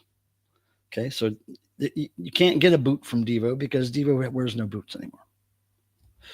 So there's that. Sharky's Night, is that a movie? Because I don't know. Belgic is on point tonight. Well, you know, a lot of disruption going on in my soul right now. So, you know, we gotta belch it out. Now, okay, here's a couple of records. Here's a couple of records that are interesting here. Now, sometimes this kind of stuff, well, most times this kind of stuff is really beat, really in bad shape. And these aren't perfect, but I think they're good enough. But they're these rare reggae 12 inches. This is on the Rainbow label, and it's by the Mighty Pen, he's also named as Dana Ori, the Mighty Pen. So that's him. I don't know much about him, but I know it was worth getting. And then here's another one, same genre, the Mietland Herney, and this guy is Coco T. So Coco T did this one, and the Mighty Pen is on the other one. So if you're into that genre, you may know those names. I'm not very schooled on it, but I love me some heavy dub. I'm not really too much into reggae per se, but I like the dub stuff. Home of the Brave. You know, there's a couple of Laurie Anderson songs that come to mind that I really like. One is Language is a Virus, and one is Oh Superman. Oh Superman, that song freaked me the hell out when I was a kid. Scared the shit out of me. And the planes come over and the bombs and it's crazy. Now, I bought this record. I don't know if it's worth anything. I just figured I would look it up later and pay $1 for it because of just how it looks. Okay, so basically it's a WCUNC, some college, class of 1958, Fatheads Arise. It's basically the school band playing. I don't know what Fatheads Arise means, but look at the record. Look at this is old school colored vinyl, 1950 something, dude. Look at that splatter vinyl. So that's why I really bought it, because I have a few of these, well, a couple of records like this that I've had in my windows, in my house windows. So when you have the shades open during sunny days, it looks like a stained glass window almost. I thought that was a very cool representation of early colored vinyl. You guys ever seen that shit, y'all? Ever seen that shit? Hold on, just checking things here before we go on through the thrifting. And again, thanks for the likes. We're right up there with the number of watchers, a little more actually, and that's great. And thank you again. Let me see if I can get live chat back going, not top chat. Okay. And we're going to scroll down here and see if anybody else is doing the Home of the Brave. Okay, cool. Man, we got way more likes than watchers. I don't know if that's actually good at this point. Get some more watchers. Can we make the watchers match the likes now? Oh, look, we just went up one watcher when I said that. Very cool. Anyway, back to what we were talking about. I'm gonna have to get a beer in a second, you guys, and I'll try to find a little short video to play while I go do that. Usually I have Tim try to come up with something to talk about, and by the time I get back, he's just started talking about something, and then I have to tell him to stop. Oh, pretty vinyl. Yeah, vintage 1950s, Adrian. Did you even know they did colored vinyl and splatter and stuff? Splatter vinyl ain't new, boy. That shit was in the 50s. It's probably a lot easier to do these days. Okay, so dig this. Now, this is one that I bought because I don't think it's worth anything, just because of what it is and what it is. So basically, I got this very, very common, as it were, thrift store record, but not something that's worthless and not something that's not cool to listen to. It's a very well-respected album. It's Whipped Cream Delights and Other Delights by Herb Alpert and the Tijuana Brass. Now, this particular copy is not in a sleeve. It's not in a plastic sleeve. The sleeve is actually wrapped in plastic inside and out. Okay, it's got plastic in here, and it's a bootleg import from either Taiwan or Korea. I can't tell what, but it's very common for these rock bootlegs from Taiwan and Korea to have these covers that are just, the paper is just sealed in plastic. And typically what you'll find is other artwork for other albums inside. They would print something on one side and then another thing on the other side and just flip them. So yeah, I got this because it's one of those weird Taiwan Korean imports, and it's a cool album. So I don't know if probably not worth selling, but I had to get it. Now I got this because I don't know if it's in good enough shape to sell, but I have learned to love these records since I've been selling them on eBay for a few years. Anybody know what this is? Okay. Twilight of Steam. What this is a field recording of trains. It's just the sound of trains either going by or the sound of somebody on the train. Not necessarily people talking much. You know, you might hear a little background talk, but it's like IRL streaming, you know, these days. It's just turn the microphone on and whatever's happening, that's the record. And there are people that collect these like crazy, and I started selling them because they were just worth getting and turning over. But every time I would play grade one, I really enjoy it. It's like really interesting, field recording stuff. So anyway, I'm big into these train records. If I had more room in my house, I would start collecting them. But if I can't get rid of this for a few dollars, I'll save it just for my own collection, even though I don't need to collect them. Okay, so now I'm going to show you basically, hold on. Yeah, basically all these records here are related to each other in a very direct way. All of them. So, Daniel. Daniel, thank you for the compliment on the shirt. I told a story about this shirt at the very beginning of the stream. Maybe you might want to go back and look because it's a pretty cool story. And I show something related to it, which you may want to whistles and like maybe the conductor talking, just, whatever, not to the microphone, but just doing his thing and talking to people. It's really cool. But yeah, thanks, Daniel. I like Quite Right. So this is all from somebody's collection, all these records. And I'd never heard of this band before. Maybe some of you would be familiar. Look, this is all the Bachelors. Okay. All these records are the Bachelors. I believe this is maybe an Irish band. I'm not sure, but just look at all these Bachelors records. Look, you got Bachelors there. Then you got the Bachelors 16 great songs. And then you got Bachelors Back Again. Look at that car, dude. And then you got No Arms Can Never Hold You, the Bachelors. And then, this is somebody's well-loved collection, dude. The Bachelors, more great song hits. And these are in great shape, these records. Somebody really took care. Bachelors hits of the 60s. And they're mostly imports, I think. The Bachelors sing the golden all-time hits. Look at those sellouts. Looks like Dr. Dre in his early days. And then we got the world of the Bachelors. Okay. Look at that hard work golfing. Look, that sweater he's wearing was the same one Henry Winkler was wearing when I met him. That turtleneck white sweater. Henry Winkler was probably a fan of the Bachelors. And then look, World of the Bachelors Volume 2 with the ladies. Okay. And then look, World of the Bachelors Volume 3. Look at those chill motherfuckers. And then World of the Bachelors Volume 4. They're going to some robot planet there. I don't know what planet they're on there. And then World of the Bachelors Volume 5. This guy was a real fan, whoever collected this, guy or girl. And then we got this guy.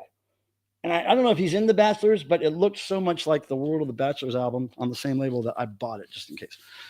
Some Bachelors fan, and I might even sell these all as one lot. I don't know. I haven't really looked them up yet, but I love finding that kind of stuff where you just know it's just one person's beloved collection, and his dumb relatives or her dumb relatives just dropped them at a thrift store rather than making sure they got to other Bachelors fans. You know what I mean?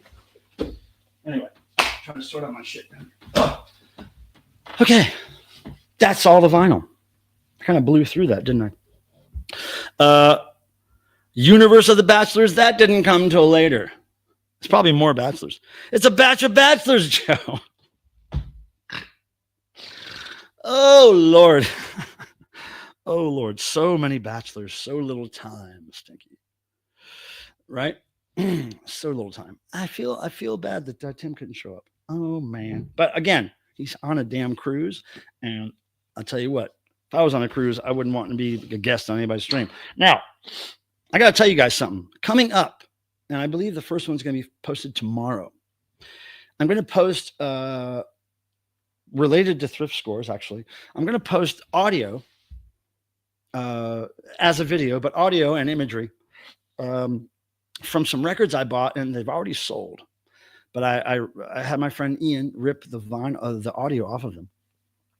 And anyway, so these records I found, I have 2 records. They were from a company called Monroe, and Monroe was a calculator company. That's right, a company that made calculators.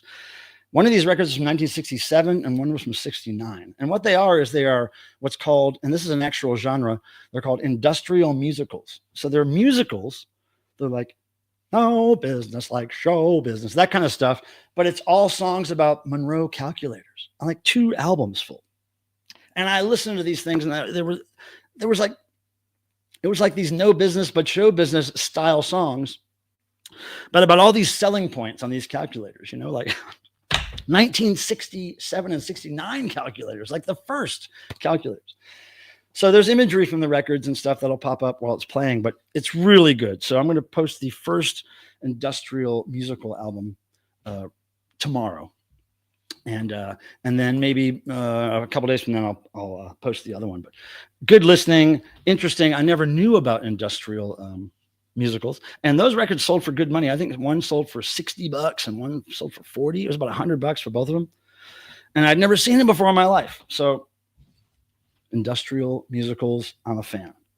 And again, if I had more room in my house and I didn't need the income, I would collect those kind of records. I love the sales records from the sales, what do you call them? Sales meetings or whatever, from the 60s, the 50s. A lot of those things came out, just teaching people how to be good salesmen and all this shit.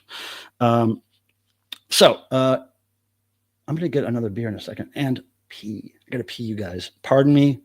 There's a little truth coming out. I got to pee. But I wanted to mention that's coming, the Monroe Calculator Company albums. And also, of course, reminding you that Kraftwerk in Charlotte on the 17th, which is the Monday, I'll be streaming possibly Sunday and possibly Monday next week, a little bit here and there. Try not to step on anybody else's stream that's streaming, but they won't be long streams. That's right. Sales propaganda. That would be a good black metal band name, Sales Propaganda. I have the Westinghouse recording called Perspective for the 70s. Is it actually an industrial musical, or is it just like how to be a better salesman kind of thing? Going to Kraftwerk. Are you going to Charlotte, Joe? Charlotte? If so, I'll see you there. I'll be there the day before flea marketing and such, and then Monday. I'll also be visiting with my good friend Rusty, who you guys know here, as popping in every now and then. She also goes under the name Cherry Bomb and Pantera, way before the band Pantera that you might know started. She was in the band Thor with my friend John Michael Thor from Canada, the Rock Warrior. So I met her way back in the 90s, and we've been very close friends. She lives in Charlotte. We're going to hang out Sunday night, next Sunday. Not this coming Sunday, but next Sunday. And I was going to tell Dead Wax, in case you watch the replay, which I know you won't. I've been trying to get this signed for Dead Wax. This is Rusty, our friend. And she was also Cherry Bomb from Cherry Magazine, an adult magazine from back in the day. This is a 1985 calendar that I'm going to get signed for our friend Dead Wax, because he's a big fan of Rusty. So that's the news Because last time I went to Charlotte, it was my plan to get that signed, but then Rusty got sick and had to bail on plans. I'll get it done for you, Dead Wax, I promise. If anybody knows Dead Wax very well, Vinyl, Gorilla, Vanilla, any of you guys talk to him, I'm getting that shit signed for him. So I'm going to run to the restroom and get a beer. So in that time, I'm going to play you something. What am I going to play? There's really nothing. Do you want to see the intro again, just for the hell of it? It's like almost a minute long. I can get a beer and maybe, well, I can get a beer in that time. Might have to hold off on peeing. Okay, so I'm going to play the intro again. Is that nobody minds? Does nobody mind? Let me make sure nobody minds. Jesus Christ. Okay, any minute now, my friend Matt might be coming over. Now, why isn't this working? Oh, here we go. Come on, scroll, mouse, scroll. I'm trying to tell you to scroll. Intro. Okay. Cherry Magazine is dirty. It's dirty. All right. I'm going to play it. The intro. I'm going to go get a beer. I won't have time to pee though, but we're going to do this. This is the intro I put together with my rudimentary skills. Here we go. 3, 2, 1. Yeah. Well, I'm just a big fan of grotesquerie. You know, Behold, the 5th generation of home computer entertainment. Boink.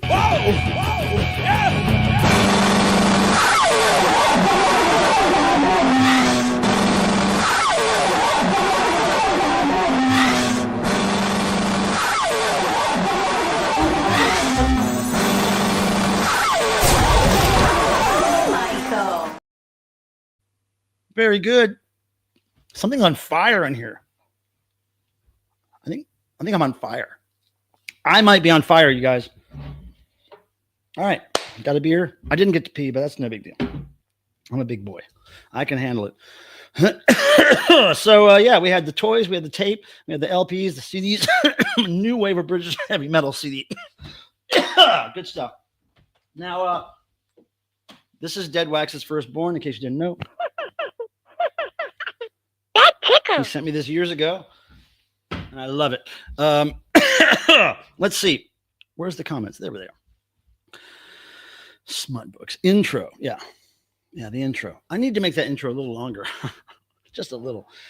But yeah, it was I'm not good at the video stuff, but I was able to put that together somehow. Now, there's a lot of references in that. The first part. At some point, I think I'm going to give away some tickets for people who can name certain things from the intro, like how many audio, like where the audio samples are from, as far as bands go. I'm not sure how I'll do it because it's pretty tricky to figure out what bands are represented in those little blasts of music at the start.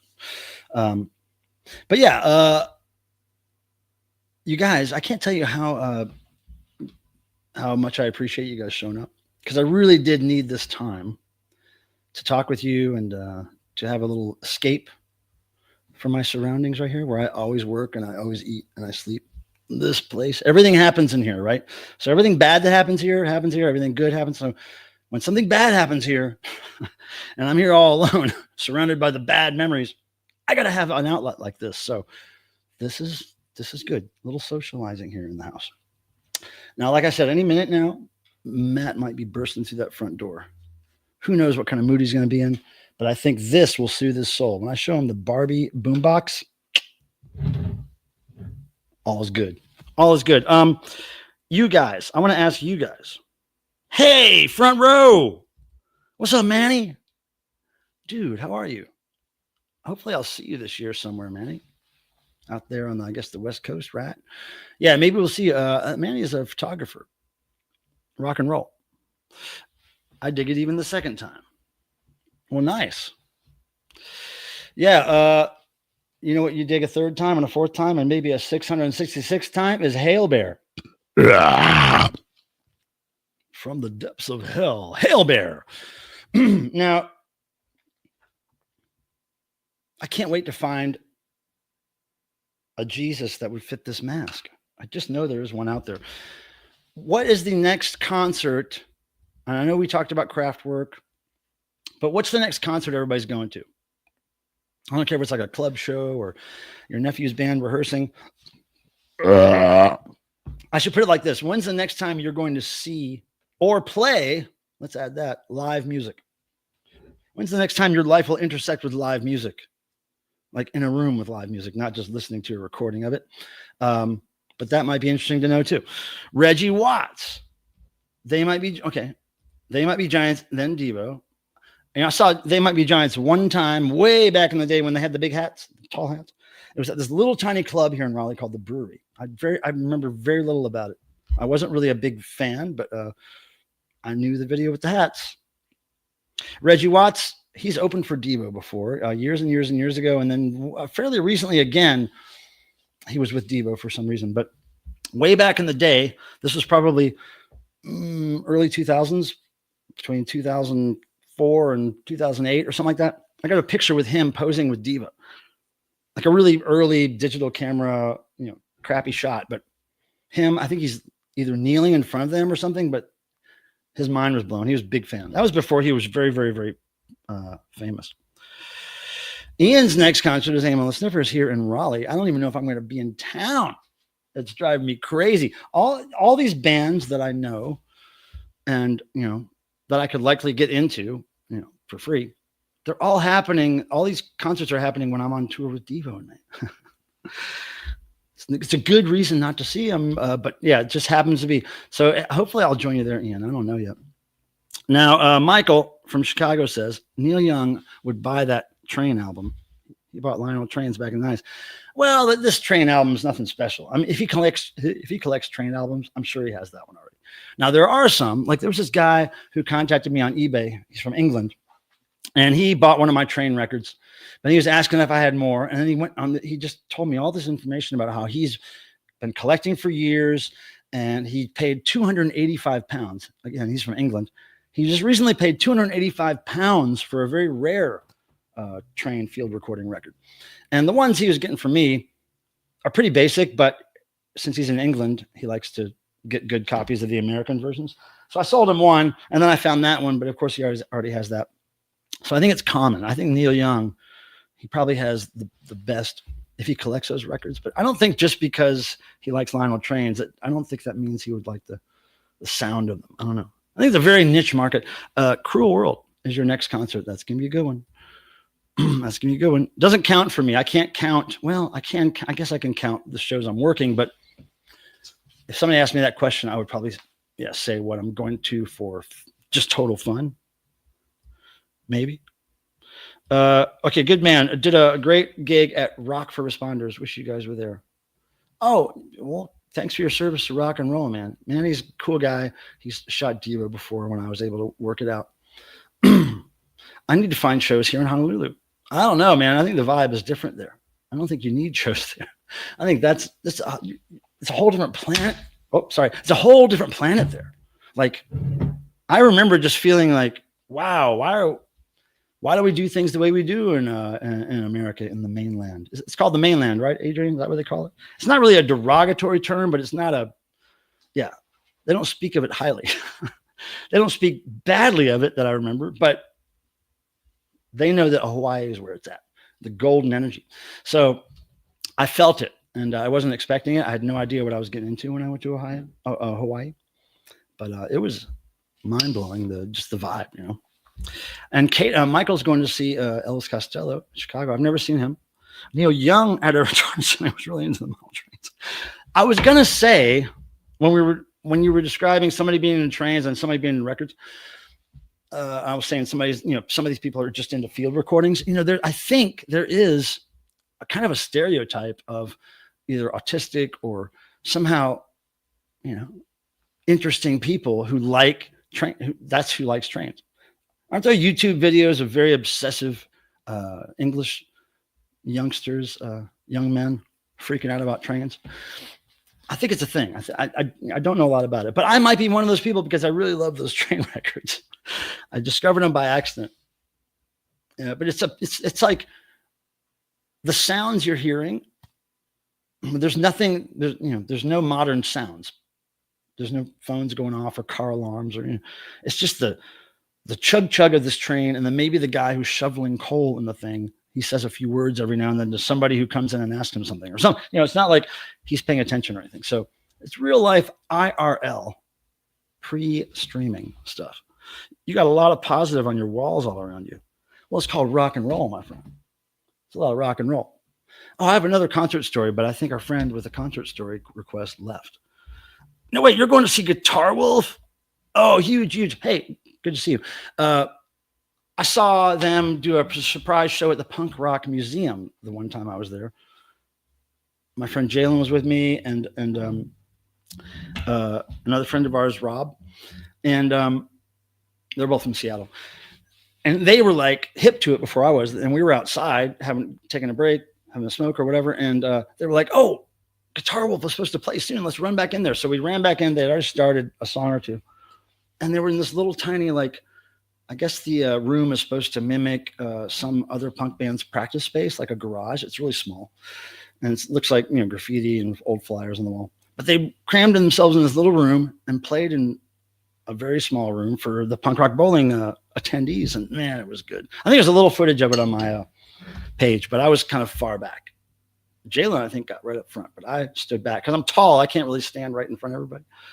But I got good footage, and they rocked, man. And they were the original guy from Guitar Wolf. Is there only one original guy left? He was so nice, and he was taking pictures of people, and man, had all this leather on, and it was 100 degrees. It was so cool. After Reggie, then Devo, and Snooper, right? Man, there's so many bands. Well, in general, there's so many bands I want to see live playing this coming year, this year, in the future. But man, there's also a lot of cool bands playing at the festivals that Devo is playing at. So, God, I hope we get to see him. I don't like to get my hopes up for these things, because when you're working a show, you don't know if you're going to get to see a band or not. The timing just could very well not work out, and it often does not work out. So, but I'm often pleasantly surprised by who I get to see. Oh, now Daniel does some busking. That's right. And then Thraws Wobble Band. You're in a band called Thraws Wobble? That's awesome. So he's going to see bands and he's playing in a band. That is called being a creator. Go Odd. Hey, Joe, you come up with all these good taglines. Go Odd. That could be Nike's new thing. Instead of just do it, it could be Go Odd. And now all of a sudden the Nike logo is upside down. They're having, you know, people with shish kebab arms and legs in their advertisements. Who knows? Have Joe Machos as the spokesman. Hope to finally catch a Devo show. You're in California, right? Well, if you're in the West Coast, you have all the opportunity in the world to see Devo, much more than people in other places. Autistic, that's what I was going for. Did I not say it? Yeah, autistic. Autism is pretty hip on IRL live streaming. It has been for years. It's a very hip term. They use it to describe a lot of things. Oh, well, I heard about it before. He had originally told me it was a member of the band Tapao. He said that somebody told him that. But I had heard somebody fell off the boat from Ann.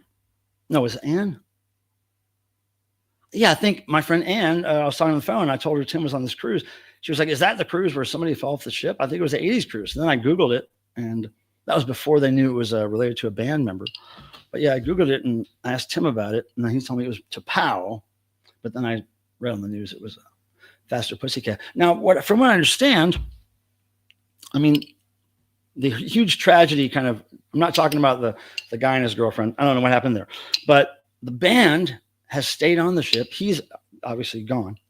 But they're going to continue their shows, but they're only going to do cover songs. I thought that was kind of brilliant because, first of all, you know, it's a tragedy, right? But it's not somebody in the band. And, you know, the singer can go and the band can do this thing for the fans, and they can still probably get a paycheck, and all their crew still gets paid. And not all these people who thought they were going to get a week of work don't have to just walk off the ship and, oh, well, bad luck. So they made it work amazingly. And, I wish them the best of luck. Yeah, what a horrible thing. Nobody fell off the ship to my knowledge when I was on it. But I can't say it would, probably a little bit of a dark cloud on that ship was cast. But at the end of the day, you're in such a weird, I don't want to say magical, but an unreal place that reality is kind of bent, right? So I could just see, I don't know if I would be that affected by that news unusually. Like somebody fell off the ship and died. Oh, well, where are we getting pizza? I don't know. That reality on that ship is really strange. Kind of freaked me out a little bit. But yeah, that was on his boat. Late 80s, Lost 80s Festival, August 3rd. No, didn't one of those festivals get canceled recently? There was some 80s fest that got canceled, but so many of them, man. And none of them really like hit the nail on the head, really. I've never heard of an 80s themed fest that really, and the 80s crews included, they don't really nail it, They always, you have to understand when you say 80s, right? That decade, you have to think about how many different kinds of genres of pop and rock and subsidiaries were invented. And to go to an 80s thing and only hear what you heard on pop radio or at somebody's like wedding reception, like there's so much 80s, dude. There's like, you could have an 80s cruise and have one room be the hip hop room. When did hip hop come into, well, the 80s. You could have basically metal, black metal, thrash metal, punk rock, hardcore, all the hardcore punk rock stuff. Industrial music came around then. And then, I mean, I think even like early rave stuff, early drum and bass, all that techno stuff came out of the 80s. There was so much, you could go on and on. But for them to, the 80s crews walking around in bars and restaurants, you hear the same 25 songs basically the whole time you're there, which is really unfortunate because the 80s is, a lot. And, but every now and then you would hear something cool at the 80s thing. Every now and then you'd meet somebody with kind of a deep 80s cut shirt on. But there was, the 80s is big and could be represented so much better, right? If they would just get me on that ship and let me curate it, I would probably knock their sales down a few percentage, but it would appeal. See, maybe people would learn more about the 80s. That's what it should be presented as. Like, you think you like the 80s? We're going to teach you about the 80s. Come on. You don't know what this kind of music is that happened in the 80s? We're going to show you. Come to this room on this date. Immerse yourself in, what's another one that came around then? Immerse yourself in synth pop. There's a whole world of synth pop, not just the stuff that got played on the radio. Whoa, there's all kinds of good stuff. So worldwide, synth pop blew up in the 80s. But then here's the wild thing, is as soon as it gets towards the end of the cruise, like for the last, I don't know, few hours you're on the ship, the whole 80s thing is out the window. They're playing 90s, they're playing new stuff. And it's like, wait a second. It's kind of like they don't let you down easy into the real world. They just change the music and start playing other real mainstream stuff over and over again. But it was an interesting experience to be on that boat in the water. In the 80s, I wear New Wave glasses. I still have one pair of the New Wave glasses I used to wear. One of the oval glasses is vertical and one's horizontal. So it's just real dumb, asymmetrical looking dork glasses. Totally Tubular was canceled. Okay. I knew one of those 80s festivals. Yeah. Now that's not very funny, Wayne. Who would go on that cruise? Wayne, you would have to throw yourself off the cruise, Wayne. You'd be the only one there.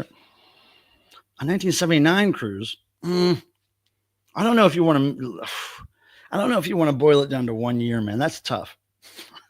Because you'd have to use almost everything that was ever made in 1979 to fill up 7 days. The 80s cruise is a whole week, which is amazing. You could fill up that whole week with a smorgasbord of not only the popular stuff of the 80s, but a lot of other things that those things came from. You could teach people about it.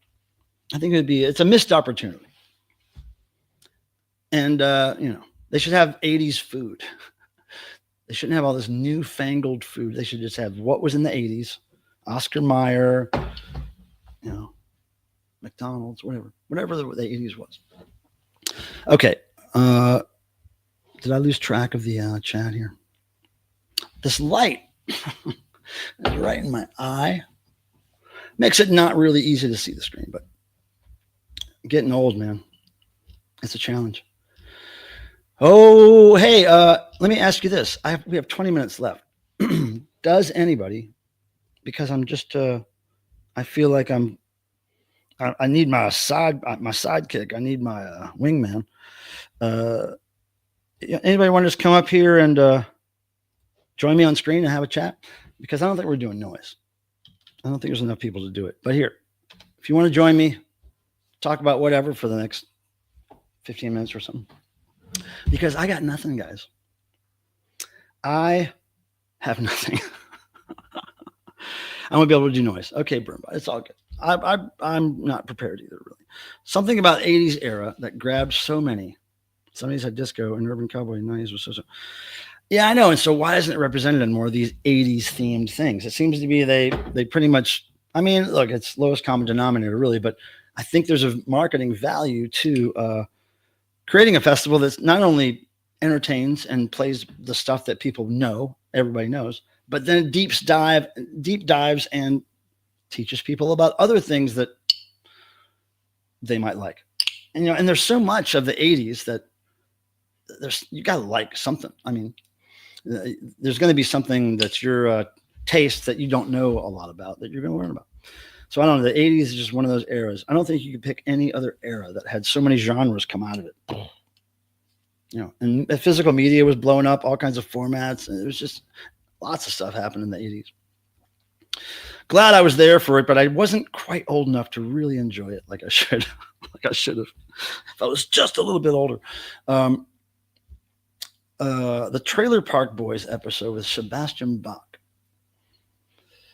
That's hilarious. I never saw that show, but as much I don't think a lot of people, not everybody likes Sebastian Bach for whatever reason. I don't know why, but I hear people complain about him. But everything I've seen of him just seems like he's a big kid. He's like a real deep fan of rock and roll, and he likes a lot of bands that I love, and he grew up with the same bands I grew up. He's basically my same age, I think.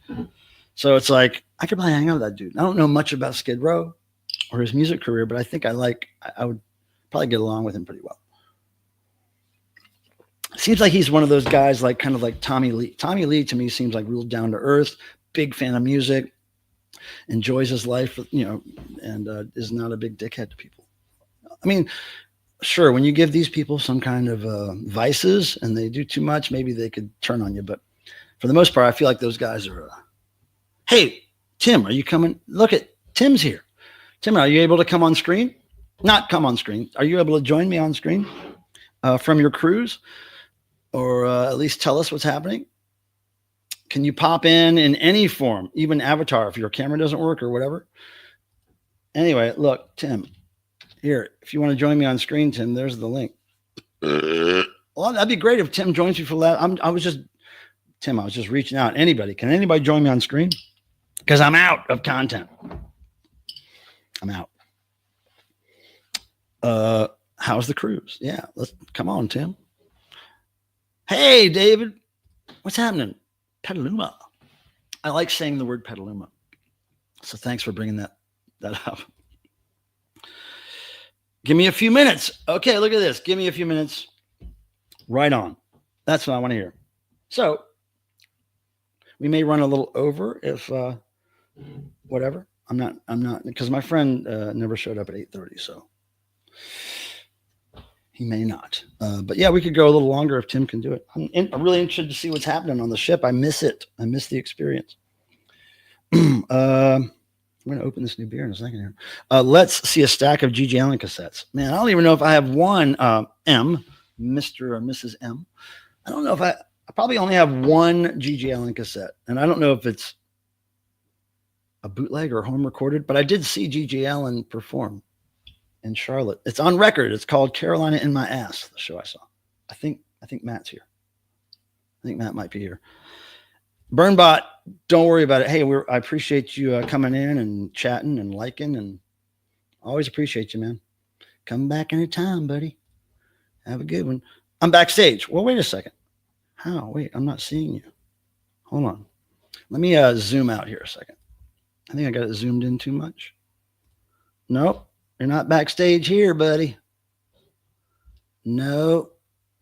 I'm not seeing you. You're not popping up. Truth Seeker, Amina, what's happening? Hi, everybody. Oh, Tim is on a cruise right now, Amina, and he's trying to join us. So he may be on screen in a few minutes. So hang out. Wait a second. Why am I not seeing anybody backstage? This is weird. I can't really leave and come back because maybe then, I don't know, can I? Why? I'm not sure why I'm not seeing you guys. Oh, it's busted on my end. I don't know. Are you guys messing with me? Are you guys trolling me? I don't see anybody backstage. That's never happened where I just can't see anybody backstage. I'm switching up the things here. No, dude. Well, in any case, my internet's tanking. Let's see a stack of GGL. I really wish I could show you a stack of cassettes. I do GGL and stuff, like records, but it's all downstairs. Okay. I'm going to open one more beer. And then you know what I'm going to do tonight, guys? I'm going to take a 4-mile walk. And this will be the third night this week, I believe, that I've taken a 4-mile walk in an attempt to get back into a healthy existence. When you get old, people like to say, oh, when you get old, you're stiff and sore and you hurt in the morning and you just accept it as that's what happens when you get old. Not true, my friends. Not true. Oh, wait, the technical issues did start when Tim arrived. Are there actual, are you guys really backstage and I can't see you? Because it doesn't make sense. I'm going to zoom more out, but there shouldn't be any reason I can't see you. No, there's totally tons of room down there for you guys to breed in that backstage area. So now I can't see the chat. I got to zoom in a little bit. But yeah, I'm totally able to see backstage spots. So, see, I don't know, Burnbot. This is so weird. I'm afraid. Well, see if now, Tim, here's the true test. Tim, because Tim can let himself on screen. He doesn't need to have me put him on screen. He has special capability. So if he can get on screen, then I can leave and come back and see if that fixes it or something. I don't know what else to do. I don't know why it wouldn't show me backstage, but he doesn't need for me to, he can just pop right on. So we'll see. Tim, you're actually going to be here to, well, the link is correct. I just got it. Tim uses a link that I sent him years ago. I'll make sure I'll get the one that's here right now, but yeah, I think it is. I'll put it again. Now, it was weird when I was starting the stream in StreamYard. If I had my computer, I could. Oh, well, this is really strange, guys. Well, here's the thing. Let me tell you what happened when I was starting the stream. So when you go to StreamYard, you click a button that says go, start a live stream, and then you have to pick which of your social media channels you want to go on. And I only have YouTube, but the YouTube link, my little avatar was like blanked out, like the image was missing or something. And I was like, well, that's weird. So then I tried to go out and restart it and see if it would change, and it didn't change. So hey, now somebody's backstage. Joe M just popped up. You hear that? Boop. Anyway, so there was this weird avatar thing missing, even when I restarted it. So maybe a StreamYard is just a little iffy. But no, Joe's backstage now. I can actually see him. So I know it works. And Joe, which link did you use? You want me to bring you on now? Are you going to freak out? Okay. Here we go. Joe Machos, who was the first person to ever stream snipe me at my house without telling me. And it was crazy. Hi, buddy. What's up, sir? You can hear me? I can hear you. Fantastic. I can hear you great. So yeah, so backstage does work, I guess, for some people. I think it was the link. Really? The link looked different when you sent the last one. Well, because I may have put the link because I start the stream out without going live. Obviously, I started using an old stream of mine from years ago just to set everything, and then I leave that one and come back to really start one. So I may have gotten the link from that one, but Tim has been using a link that I sent him years ago, really. So he keeps using the same one, but it's not just because he has special privilege. I think I don't know. It's technology. It's computers, man. Don't ask me. Hey, Burnbot, you ready?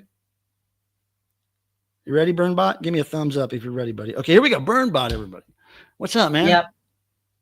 I don't. Thanks Hi. for making. Yeah. It turns out. Yeah, it is the link. The initial link was busted. So yeah, that's what was. That's what was wrong. The link I sent Stupid before. Technology. The link I sent before.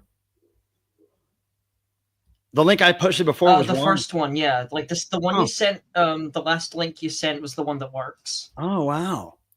Oh, weird. That's not what happened. Because I was surprised when Tim started. Technology is weird. Tim started showing up. It's almost as if more is less. Whatever, dude. But it was like when Tim first started, hanging out and being my wingman. I gave him the special privilege that he could do certain things that only I could do, typically.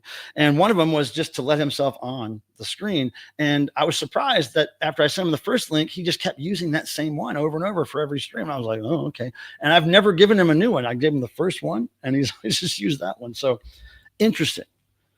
So maybe I got the link from when I was setting up the stream and not when I started the live one. So there's so many things, moving parts.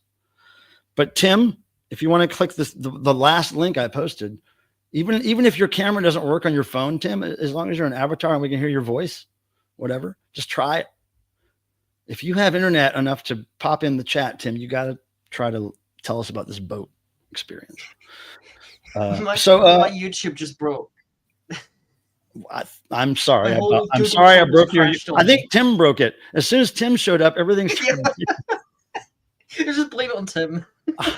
Well, I mean, it probably really is his fault. What I like about this layout we have here? We have me and Joe up here. We're all bright and sunny colored here. We have bright rooms, and then we have I'm in the basement. In the basement down there. Look, with all the cats and the babies around him. Yeah, there's 2 dogs here. Oh, I'm just talking about the background of the screen. Oh. To either side of you. My screen, not your screen. Oh. This reality over here. YouTube. I thought you meant like the background. My brain is like, go easy on me. It's late. It's like 1 a.m. over here. Oh, yeah, that's right. I forget. You're over there in the far away. I'm in the land of Scots. Yeah. Man. It stinks over here. I've reset everything. Still broke. Oh, wait. Okay. Almost there, says post pro. And now wait, that's my friend Matt. Okay, cool. Matt, the door's open, buddy.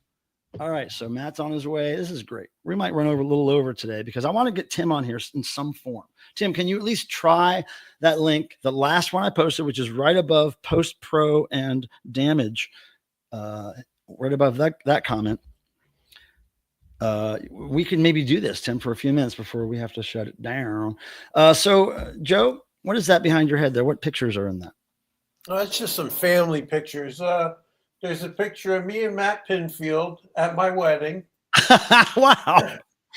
There's a picture. Matt is singing.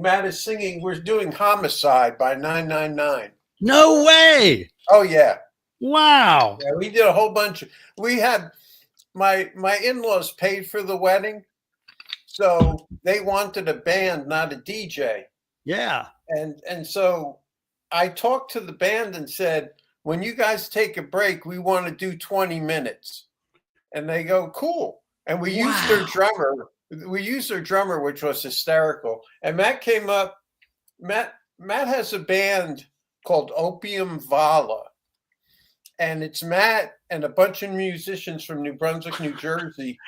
And we do covers of like New York Dolls, old Bowie songs, T-Rex, you name it. And so it's a picture. I wish I could bring the computer up there and show folks. I could always rip the frame off the wall. Here, hang on a second. Just rip the. So, Tim, I just posted the link again, dude.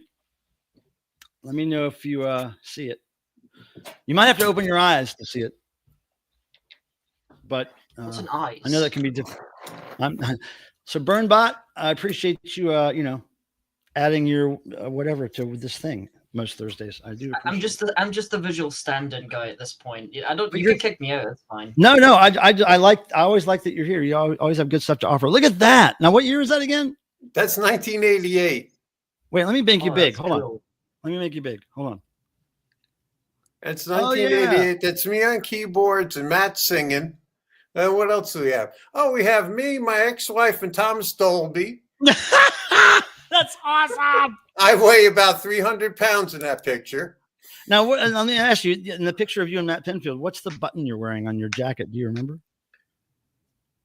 I am not sure. It's funny you pointed that out because I've never noticed. That's the thing with the 80s. Whenever I look at old 80s pictures of me or my friends, I'm always trying to figure out, what do our pins say? What do our pins say? Or when I see pictures of people from the 80s, rock stars or whatever, and they have pins on their jacket, I'm always like, oh, I got to see what they got, man, because that tells a lot about somebody, or it tells a lot about their stylist. And here, the woman in the pink sombrero. Yep, I can barely see it. Was the inspiration for Vaporized Girl. What's Vaporized Girl? What's Vaporized Girl? A movie or something? She was the star of the I can't even think of it. The sniping. You're my imaginary girlfriend. Your imaginary girlfriend. Oh, wow, I forgot about that. You were probably in that band, The Bachelors, weren't you? Well, I tell you, I can't believe The Bachelors. Okay, wait, I gotta exit. So sorry about that. But yeah, that's interesting. So Matt Pinfield is his health bad right now or something? I think Matt is doing fine. Okay. Matt was moved out. Matt was in ICU for almost a month. Okay, that's what I heard. He was having some challenges. Well, we're talking about Matt Pinfield and then my friend Matt Horton. We're talking about Matt's. Matt can I tell him what your gig is? What's his name? Rob. Oh, Rob Thomas. He works on tour with Rob Thomas a lot. Awesome. What's the band he was in? He's still with Matchbox 20. Matchbox 20. I don't know a lot about him, but that guy seems to be like a cool guy. We're going a little over because we're trying to get Tim on, and he's trying to technically pop on from the cruise. So I posted the link. We haven't heard a reply from Tim yet, but set it to live chat. I'm seeing that to Tim for context. Oh, okay, yeah, okay, Tim. What if I send it to you via Facebook message, Tim? How about that? Hold on, guys. I can't email easily right now, but I can send it to you via Facebook. Hold on. That's how I sent him the link the first time he was on the stream. Tim, I'm going to send this stuff to you, okay? And I'm hoping you can access your thingamajig. Okay, here we go. Boom. Bam. Just send it, Tim, via Facebook Messenger. So you should be good to go, my friend. All right, so let's just hang on for a few moments. Hey, you want a shot or anything? You good? Fix and unload right here. All right. Cheers, everybody. Thanks for being here. If we can get Tim on for a little description of his boat ride, that'll be a great end cap. Truth Seeker, my friend Amina says she loves Rob Thomas. So don't let me know. Get her into the tour this year. She'll owe you a big. Amina, you live in Detroit, right? Is he playing Detroit near there? I think so. Hey, Amina, if you want to go see Rob Thomas, my friend Matt will get you in. He's I know Rob Thomas. Rob Thomas just seems like he's a cool guy. I don't know anything about his music. Nice guy. But I've seen interviews with him, and he just seems like a totally chill guy. So, yes, she's in Detroit. All right, so look, Amina, you need to email me. I know you have my email somewhere. Email me, and there's Tim. Email me, and we'll sort out getting you into Rob Thomas, okay? Okay, cool. She'd love to go see him. All right, add to stage. Tim, you ready? Of course you're ready. Look, he's on a damn boat. Look at him. All right, Tim, we're gonna make you big. Finally got in. Okay, so okay, I'm gonna make you big. What's that? I'm going to make you big. Oh, wait. Hold on a second, Tim. I got to play this. Hold on. Oh, yeah. Hold on. We got to play this, you guys. Here we go.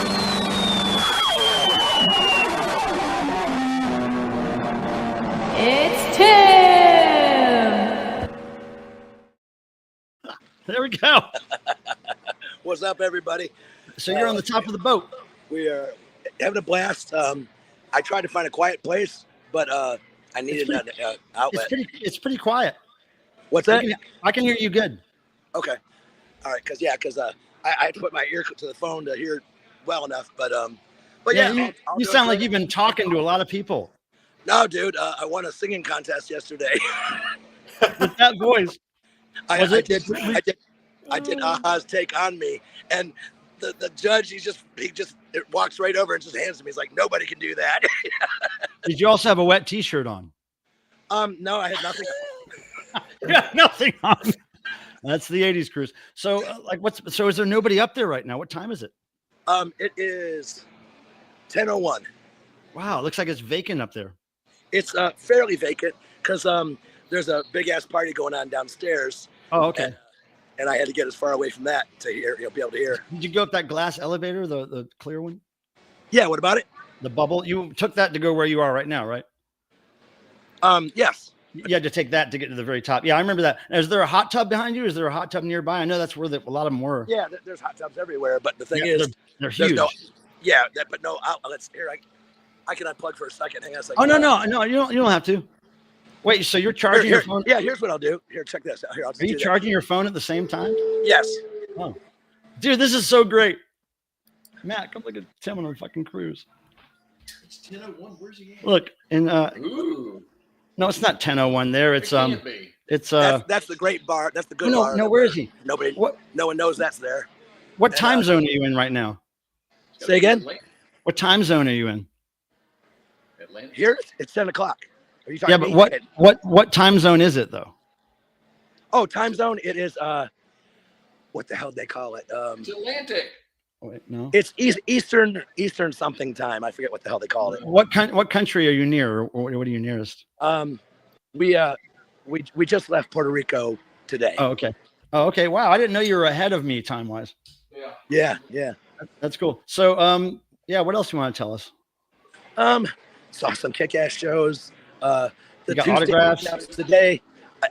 Every single thing has gotten autographed, except my last one is the Christopher Cross crap, and I'll get that tomorrow.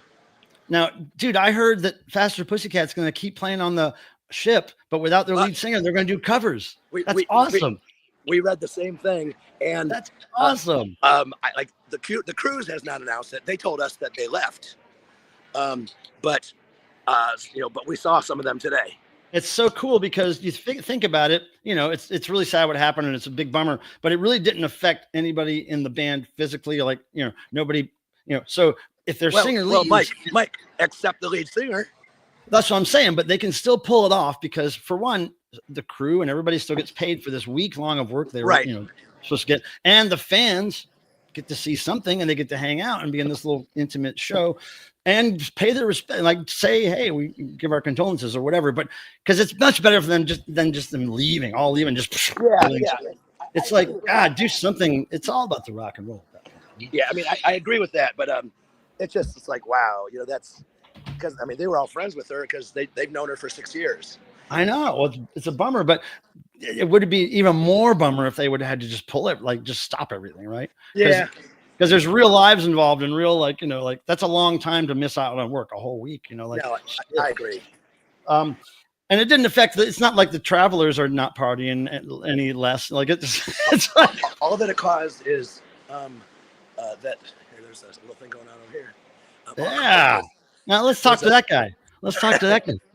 I want to talk to the crustacean. I'm just walking around. It's quiet. Grab that guy's ass. Tim, grab that guy's ass. Oh, I did. That's why he ran. Tim, just keep talking. I won't bother you. Just tell us stuff. Okay. So today the standouts were freaking honeymoon suite. Holy shit, dude. I only posted one of their videos, but onto my Facebook. But dude, they were technically the best so far, other than Sheila E. She was freaking just insanely amazing. But also, Men at Work was really great tonight. I don't know if you could hear me when I was saying, like, the reason I lost my voice, I lost it first because of Sheila E.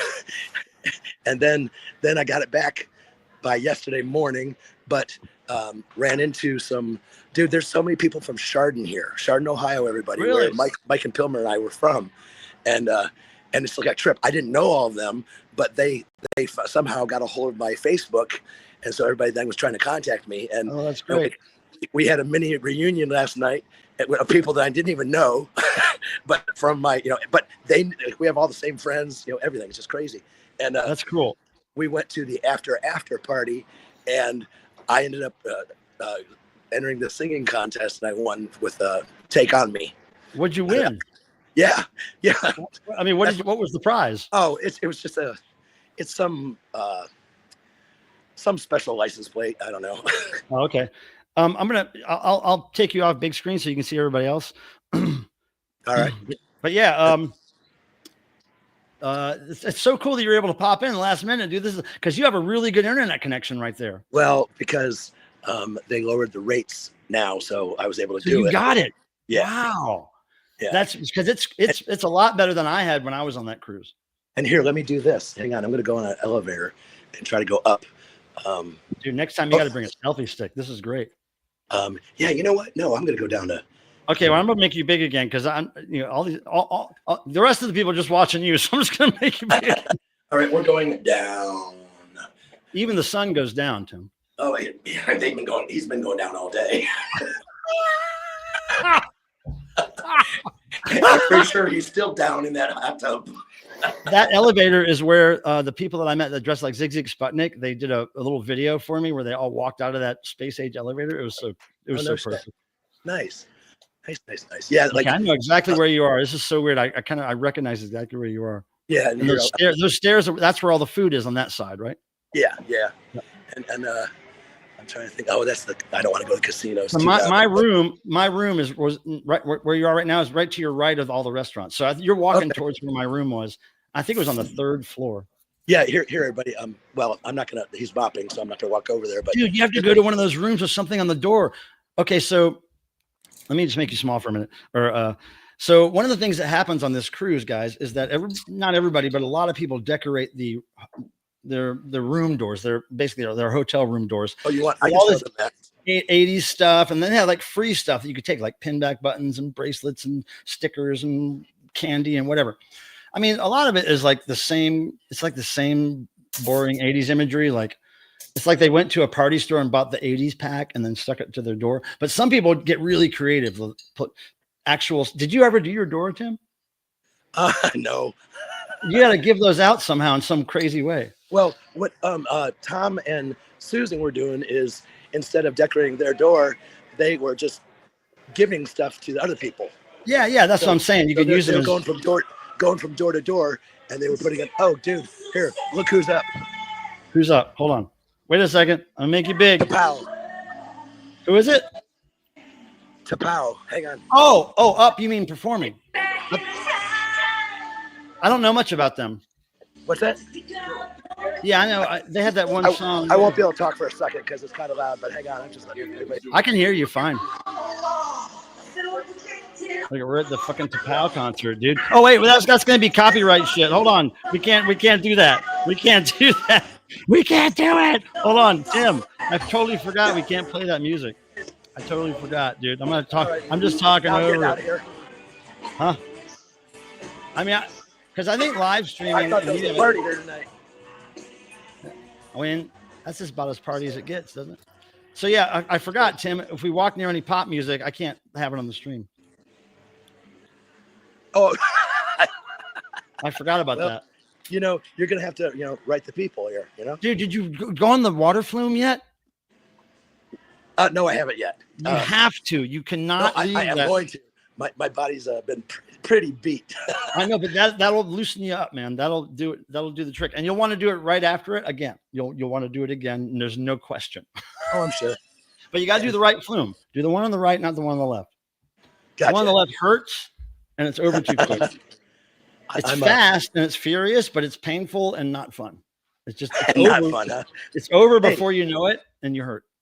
Mike, it's not meant to be fun. You're supposed to just do it. You know what's fun? Have you found the free ice cream cones yet? Oh yes, up there on the top level. And you know me. Oh, I know where both of them are, but you know me. I do not indulge. Me and Mark Mothersbaugh were getting at least one a day. Well, I've seen his stomach. I know. We were. I got a gut, feel it. I got a gut, feel it, feel it. It's a lot more than just a gut, feel it. Oh no, he's lost a lot of that. That's why he gave me his old pants. Oh no shit. Okay. Yeah. Oh, okay. Now, no, that's the wrong fucking kind of. I'm trying to find the right kind of outlet because they got all those, like European ones. I just love that I recognize where you are on the ship. It's crazy to me. Oh, shit. Because that just happened to be the side that I was always on. You know what I'm gonna do? I'm gonna I'll go up to 8 because that's where it has the best doors. I'm sorry this is boring to everybody else, but this is fascinating. Well, I mean, like, here's what we'll do. Here's what we'll do. Watch this. Oh, there we go. Hey. I mean, let people know. Have them ask them what they want to see. Whatever. I'll do my best. Whatever you want to show us, dude. But the less music, the better. Yeah. Well, Let's go find some doors. Let's go get some shit off doors, dude. I didn't told you that. I guess you didn't hear. Yeah, I'm going up to 8. That's what the best. Okay, cool. The internet's getting iffy. We'll check. It's because I'm on an inner one. You know what? I'm gonna let this one hang on. I love this. You got to do a channel where you just walk around with the camera like this because I'm fascinated. I am fascinated seeing Tim walk around. I'm in the freaking tech room, and there's no fucking outlets. Like, what the hell? Why isn't your phone charged? What's that? Why isn't your phone charged? Guess what? 120. Yep. Here we go. Oh no, it's my. I got my old phone, and it sucks. So it's charging now for a second. All right. So what? Find a door with free stuff. Yeah, that's what I'm gonna do. I'm charging it a little bit so it doesn't die on the way up. I heard them 6 and 7, and you said there's 8. 8's a good one. 8 tends to be the best one, I guess. Oh, really? Yeah. But I would totally get into that whole aspect because some people make it really interesting where they put fascinating stuff, or the whole door will be just adamant or whatever, old things, vintage stuff, or they'll make a mannequin dressed up, or whatever. People go all out. Oh, absolutely. And it's always good to have a little piece of candy when you're walking around drunk. I mean, I'm not gonna lie. I did have a little bar. Look at your little bar over there. Damn right. My friend Matt just set up his own little bar. There's a bar like Joe Provo. He had a quest this year to do every single bar on the ship. And what does he mean by do? Well, but there's I don't even know how many bars. There must be 100 bars. Oh yeah, it's endless, and it's all floating. Oh, I know. Have you just sat and looked off the boat for an extended period of time yet, and just realized there's nothing living except? Shit. Sorry, I just missed a great image. There were 2 ladies on that huge Rubik's cube. Turn the phone around. Look down here, everybody. Turn the phone. I am, but I gotta jump off. So I can't see it. This is chaos. I love this. This is IRL streaming at its best. Okay, now I know there's outlets in here because. We're going way. Oh yeah, and I signed up for next year's. You okay? Oh my God! In this room where they had all their computers, there's no outlets. I love this stream. It's like just Tim frantically looking for a plug here, guys. On an 80s cruise. Here, Mike. I'm sure you remember this, Paul.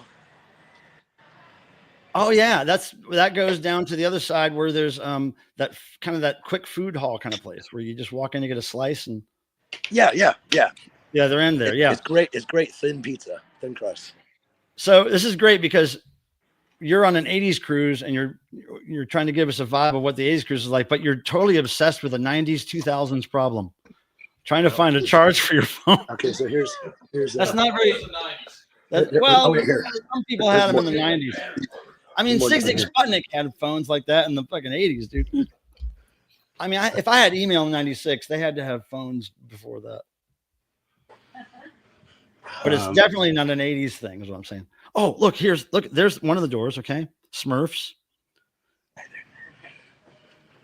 Okay, now here's the one where I thought they bought the party pack, and they just put the 80s party pack up there. Yeah. Mike, they literally have a rug. Mike, they have a rug at the bottom of their door. Wait, what's behind you? Oh, wait. Oh, look at that rug. That's a record rug? Yeah. Who's on that wall? Are those real flyers? Those are great. Live Aid. Oh, there's Adam. Mixed. Yep. Oh, guess what, Mike? What is it? Freebies. Bracelets? No, the glasses. That's crochet clown glasses right there. 80s cups. What is this? See, this is the kind of thing where you could, if you had your 7 inches, you could walk around and if you take something off a door, you could leave a 7 inch. But that's what I'm gonna do is I'm gonna just bring those records up and I'll put one on each door. Or just put them on the doors you get something from, you know? Oh, that's a good idea. Oh, here, check this out. Yeah, that's an 80s thing. Now, who's that behind with the long hair? Cookie Crisp. That looks like 90s. That's 90s. No, that's not. That's an 83 Porsche right there. Oh, that's Spuds and McKenzie. Yep. And there's Mad. You know, they got it all down right. Max Headroom. Yeah. Jeez. Oh, yeah. Those are real magazines? Yes. That's like a little gallery display, dude. It's an art exhibit. Yeah. Well, last year I was so stoked because a lot of the doors, well, a few of them had these rubber bracelets. Not last year, but 2 years ago. And I still have at least 3 of them that are still left. Oh, no kidding. I loaded my wrist up with free bracelets at that time. I got some bracelets. What is that sound? I love that. Whatever that was. This is my picture falling down. Oh my God. What was it? Tim, you knocked a picture off the wall. Hey, then I did my job. Wow, this is the best live stream ever. This is like real content. Wait, what's that? What's going on there? Those are kind of lame, but I didn't want to say that. No, those are the party packs. You buy the okay. party packs. Here's I'll get you some letters. You gotta watch this. Oh, you know what? I think it's supposed to spell stuff. Everybody decorates their doors and they put free stuff out for people. Here's a bracelet. You can do creative things. You can. Are you gonna spell? I don't want it. Well, here, super chat, Charlie. Super chat, Charlie. What? Say what? Somebody spelled that. Well, that's nice. And there's the Golden Girls. Oh, here we go. Here comes content. Take it to the border of Mexico. Yeah, take it, baby. I was thinking Michael McDonald was going to get on stage and start doing it. Hell yeah, that guy. Grab that guy's out. Dude, we need to do this all the time. Oh, there we go. Hey, you send me on cruises, I'll do it. We got to go on to Monsters of Rock, though, Tim. Mike. What is it? I Is got that a one for you, Jesus one- card? I need Dude, that. Better. Wow, Wow, are those stickers? Yes. I Okay. got, yeah. So look, Tim, you got to make note of that room number, and you got to go leave them at least a 7 Oh, inches. I'm not going to forget where this is at. Take a picture of it. I'm on the phone right now. I can't do that. I mean, with your mind. Oh, Just like Like courtroom sketch. Do a courtroom sketch. yeah. I'm definitely going to bring some up for them. That's great. Now, what was that? I don't know how that was 80s. Was that Virgin Mary? What was that? No, I think it's more of the Sinead O'Connor version. What? Because here she is. And I then just saw. let's scroll down. I mean, that's how they roll back then. Is it? But that's a I weird 80s sticker. I just, I mean, I don't know that I'd say 80s. It's just a thing. Well, I'm Here saying you like go. I think most of them are 80s themed. There you go, Mikey. What is it?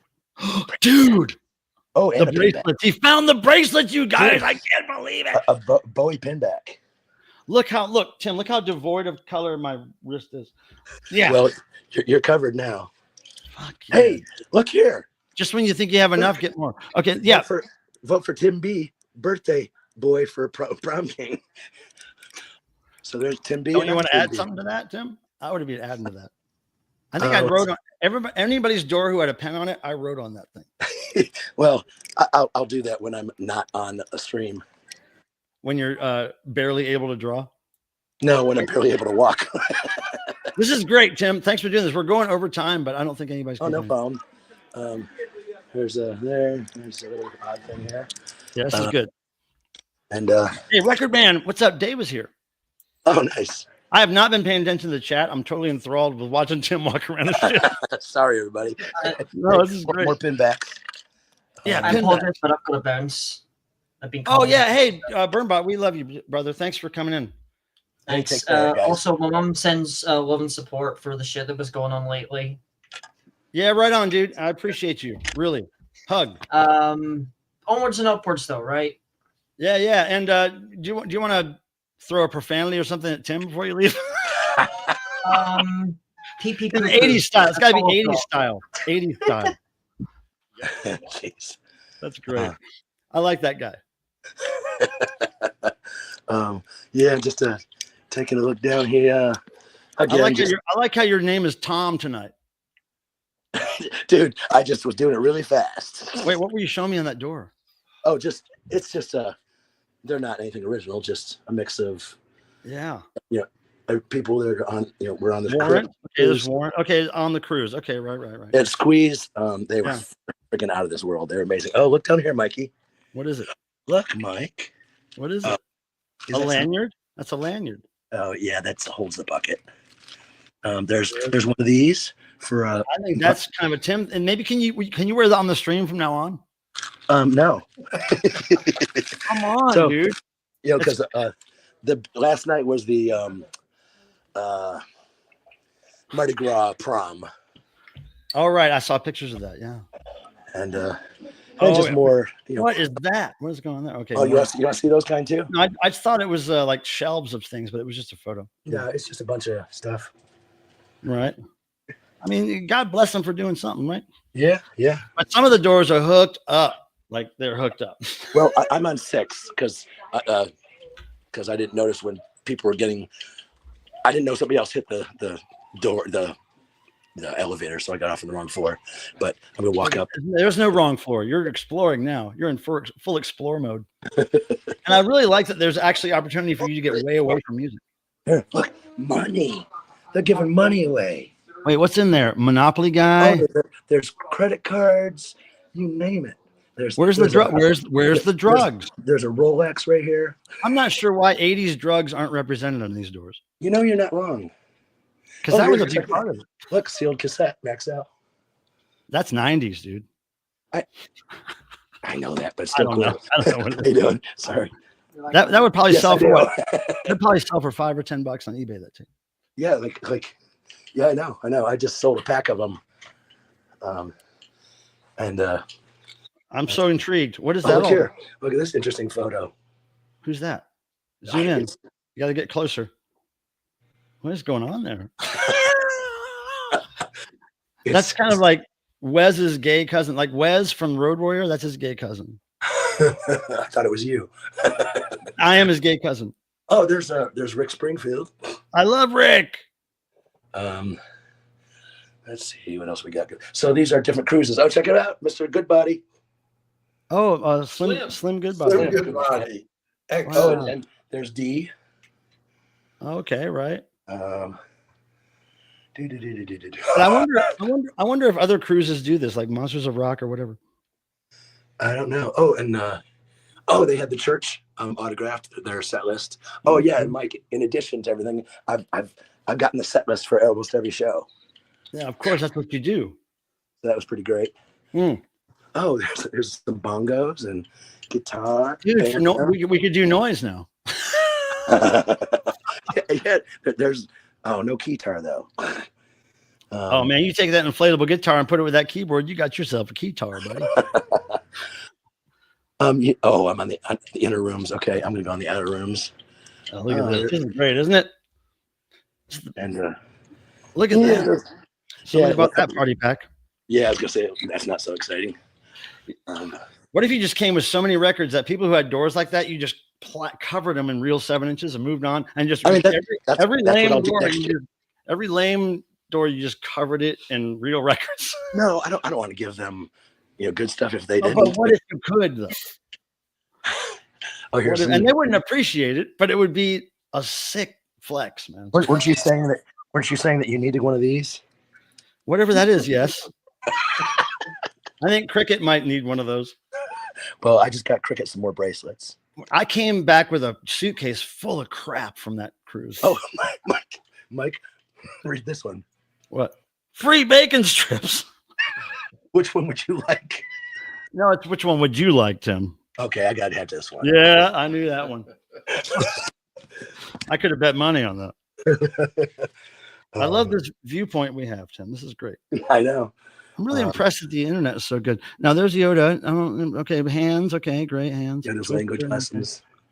Yeah, I'm pretty sure I don't need that. I think Twister was 70s for me, my era. Well, they made it 70s and 80s. In fact, I think they made it 60s. Yeah. I think they were just talking childhood nostalgia. Hell with it. Yeah. For a decade. You know, when they were, you know, their parties where they were drinking their butts off and playing Twister, you know, naked. You know what would be cool is if you could be some really wealthy artist who would just go in there and sponsor people's doors, like people who had just lame ideas. You would say, no, we're going to make this the hip hop door. We're going to make this the black metal door. The what other genres popped out of the 80s? Synth pop door, whatever. But just deep cuts. Oh yeah, there we go. You're going to get that tattooed somewhere? I did already. It's on my butt. Thank you for your service. I figured that way everyone would see it. Only if you show it to us. I don't think that'd be illegal on YouTube. Now look, does that say Devo? Can you make that? What's that little boom box hanging there? That's yeah, that's kind of cool. It's a case, I think. No, above you. Oh, this, yeah, it's a Christmas decoration. That's cool. Ha! That's my kind of Christmas boombox shit. I'm gonna go. Oh, look at that one. What? I what is it? Show us. What was it? I'm keeping this mic. What is? That's a whoa. That's like for a dog's neck or something. I think that's a bondage gear apparatus. Yeah, I was gonna say rib for your pleasure.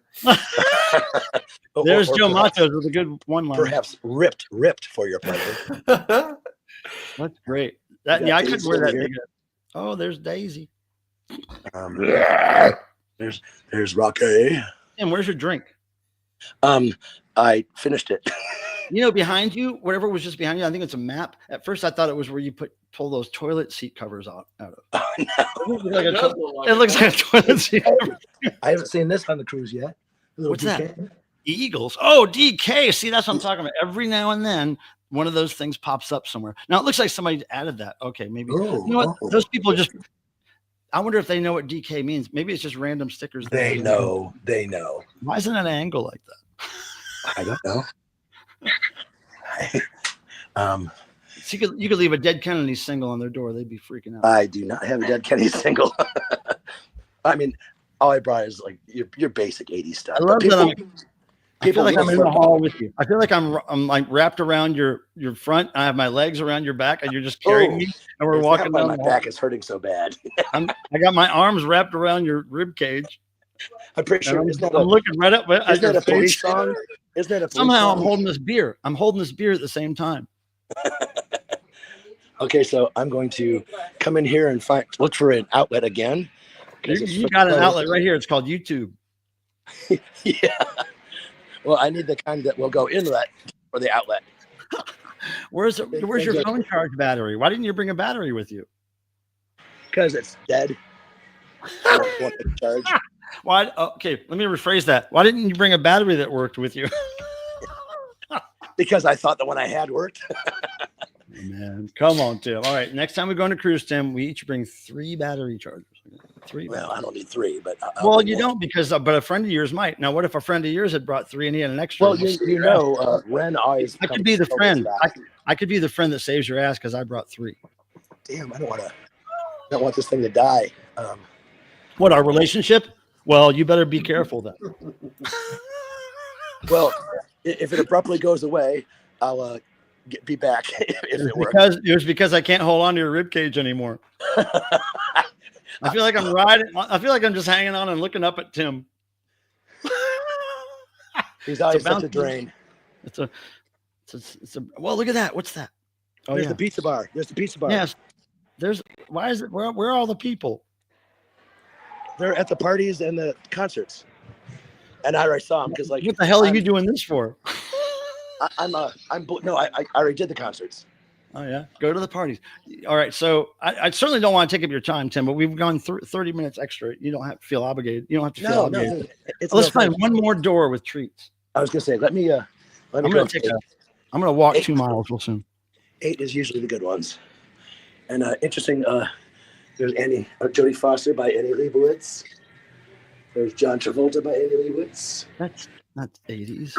Clint Eastwood. Those all need fart stickers, all of them.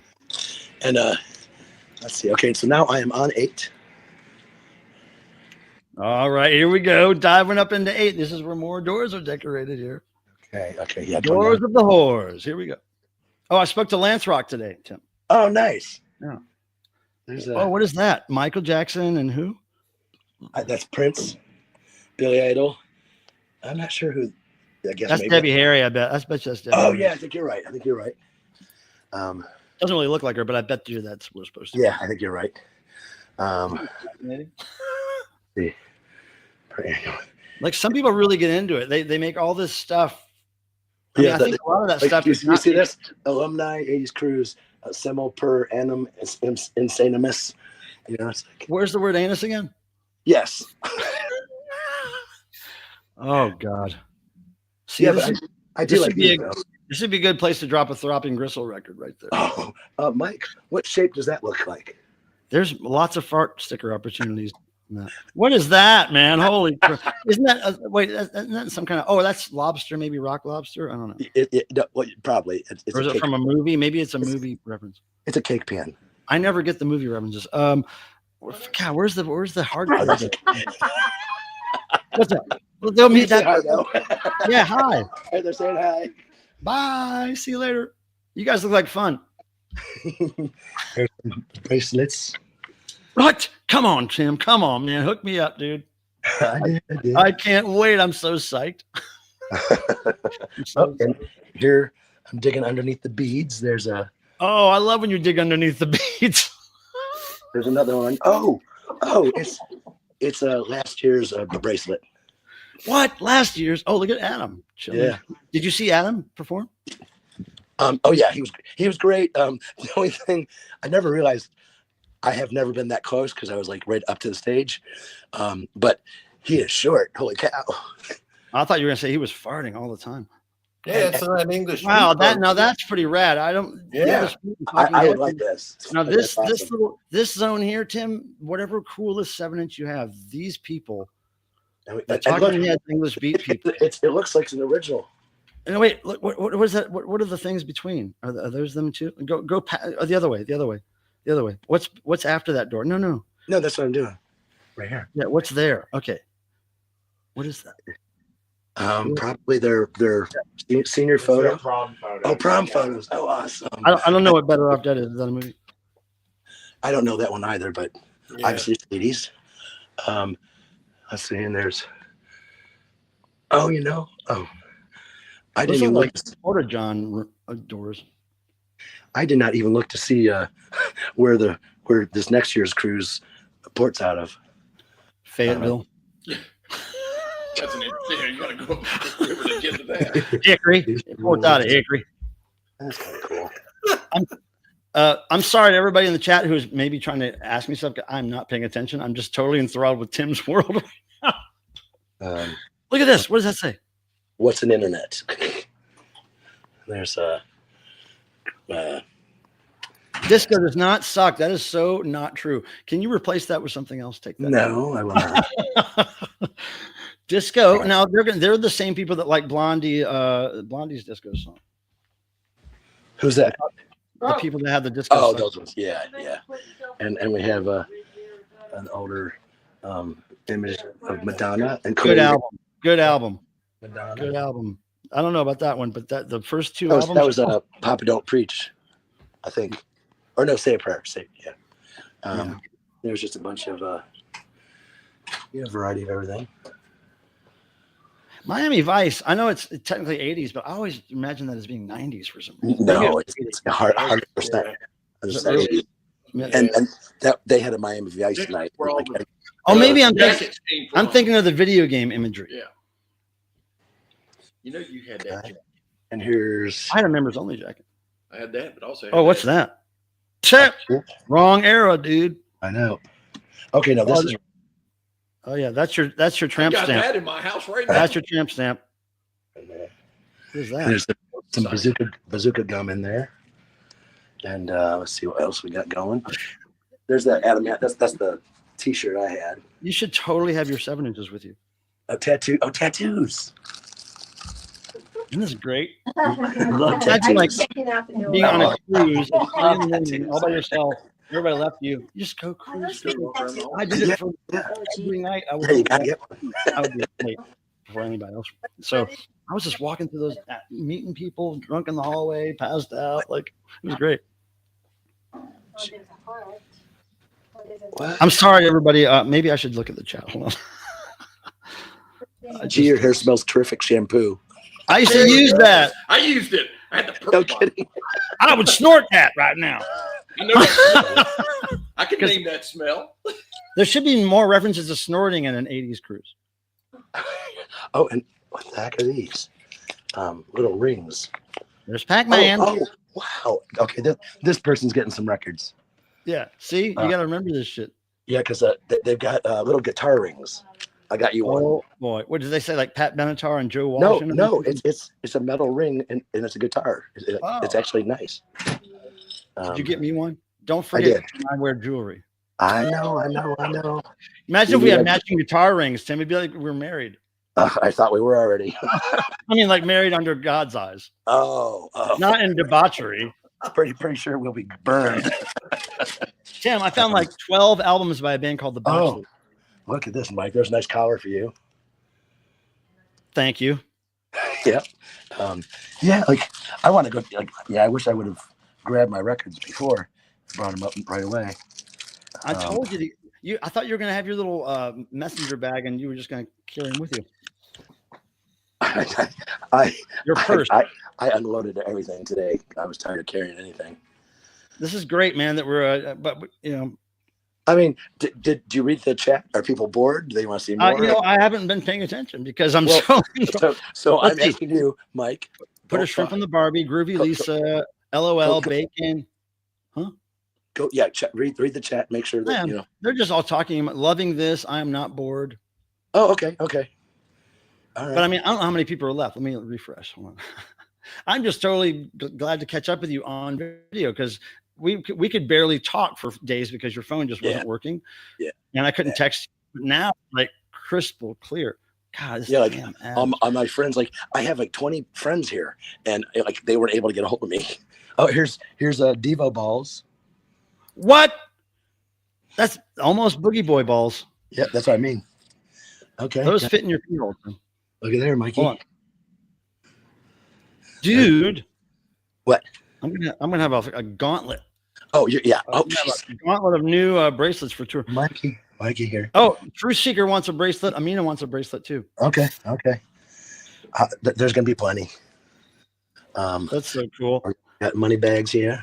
It's one of my favorite parts of that cruise is we still have 20 people watching. Wow.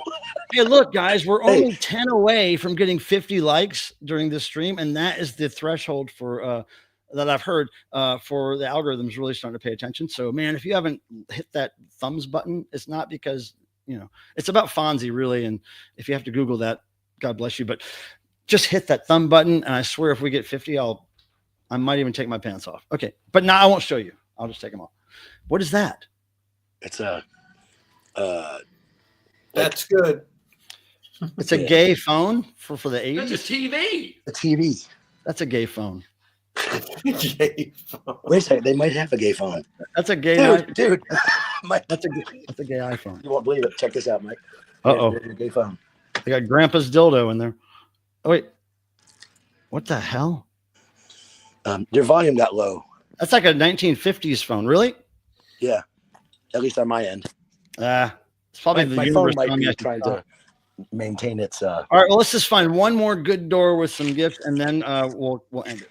Okay. Oh, check this out. I have not seen this before. Because you need to go have fun. Mike, listen to this. Doormat. What is it? Oh, the case set. Yeah, that's kind of cool. Let's see here. I would have at least taken the opportunity to write something on the label. I have both hands full. I mean, like if I was the person who owned that rug, at least I gotcha. Represent something on that thing. Yeah. Tim, can you imagine like if you go again and you just brought a wall of the actual 80s cheap ass cassette Sertrons and just covered ring pops? Ring pops are legal drugs. Yeah. I think ring pops were the first butt plugs. Oh, that's nice. Oh yeah. See, there we go. I knew she had to be represented somewhere in full effect. Oh, she's represented, and a lot of people have been talking about her. In fact, Mike, listen to this.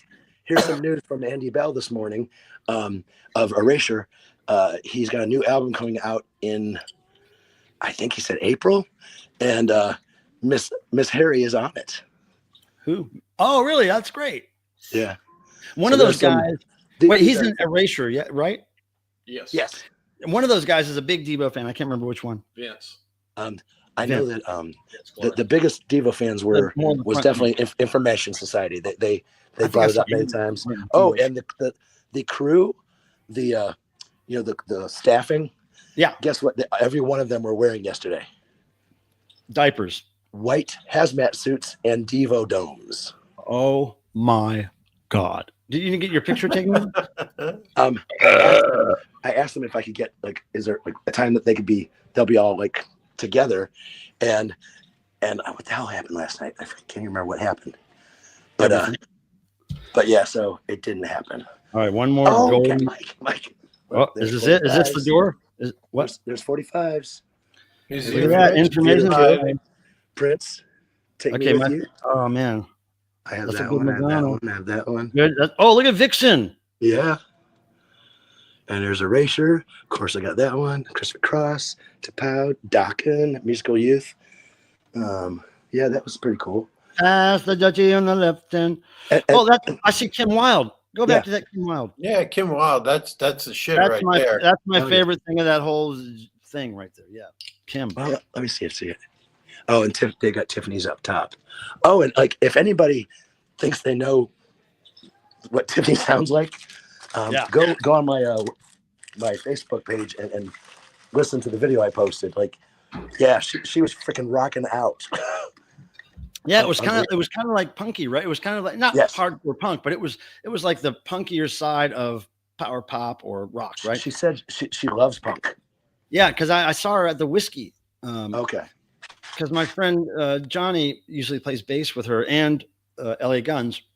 Yeah. And he wasn't there for that show, but he got me in to see it because I was happened to be in town, and it was so good. She was so great, and she told these great stories and things between songs.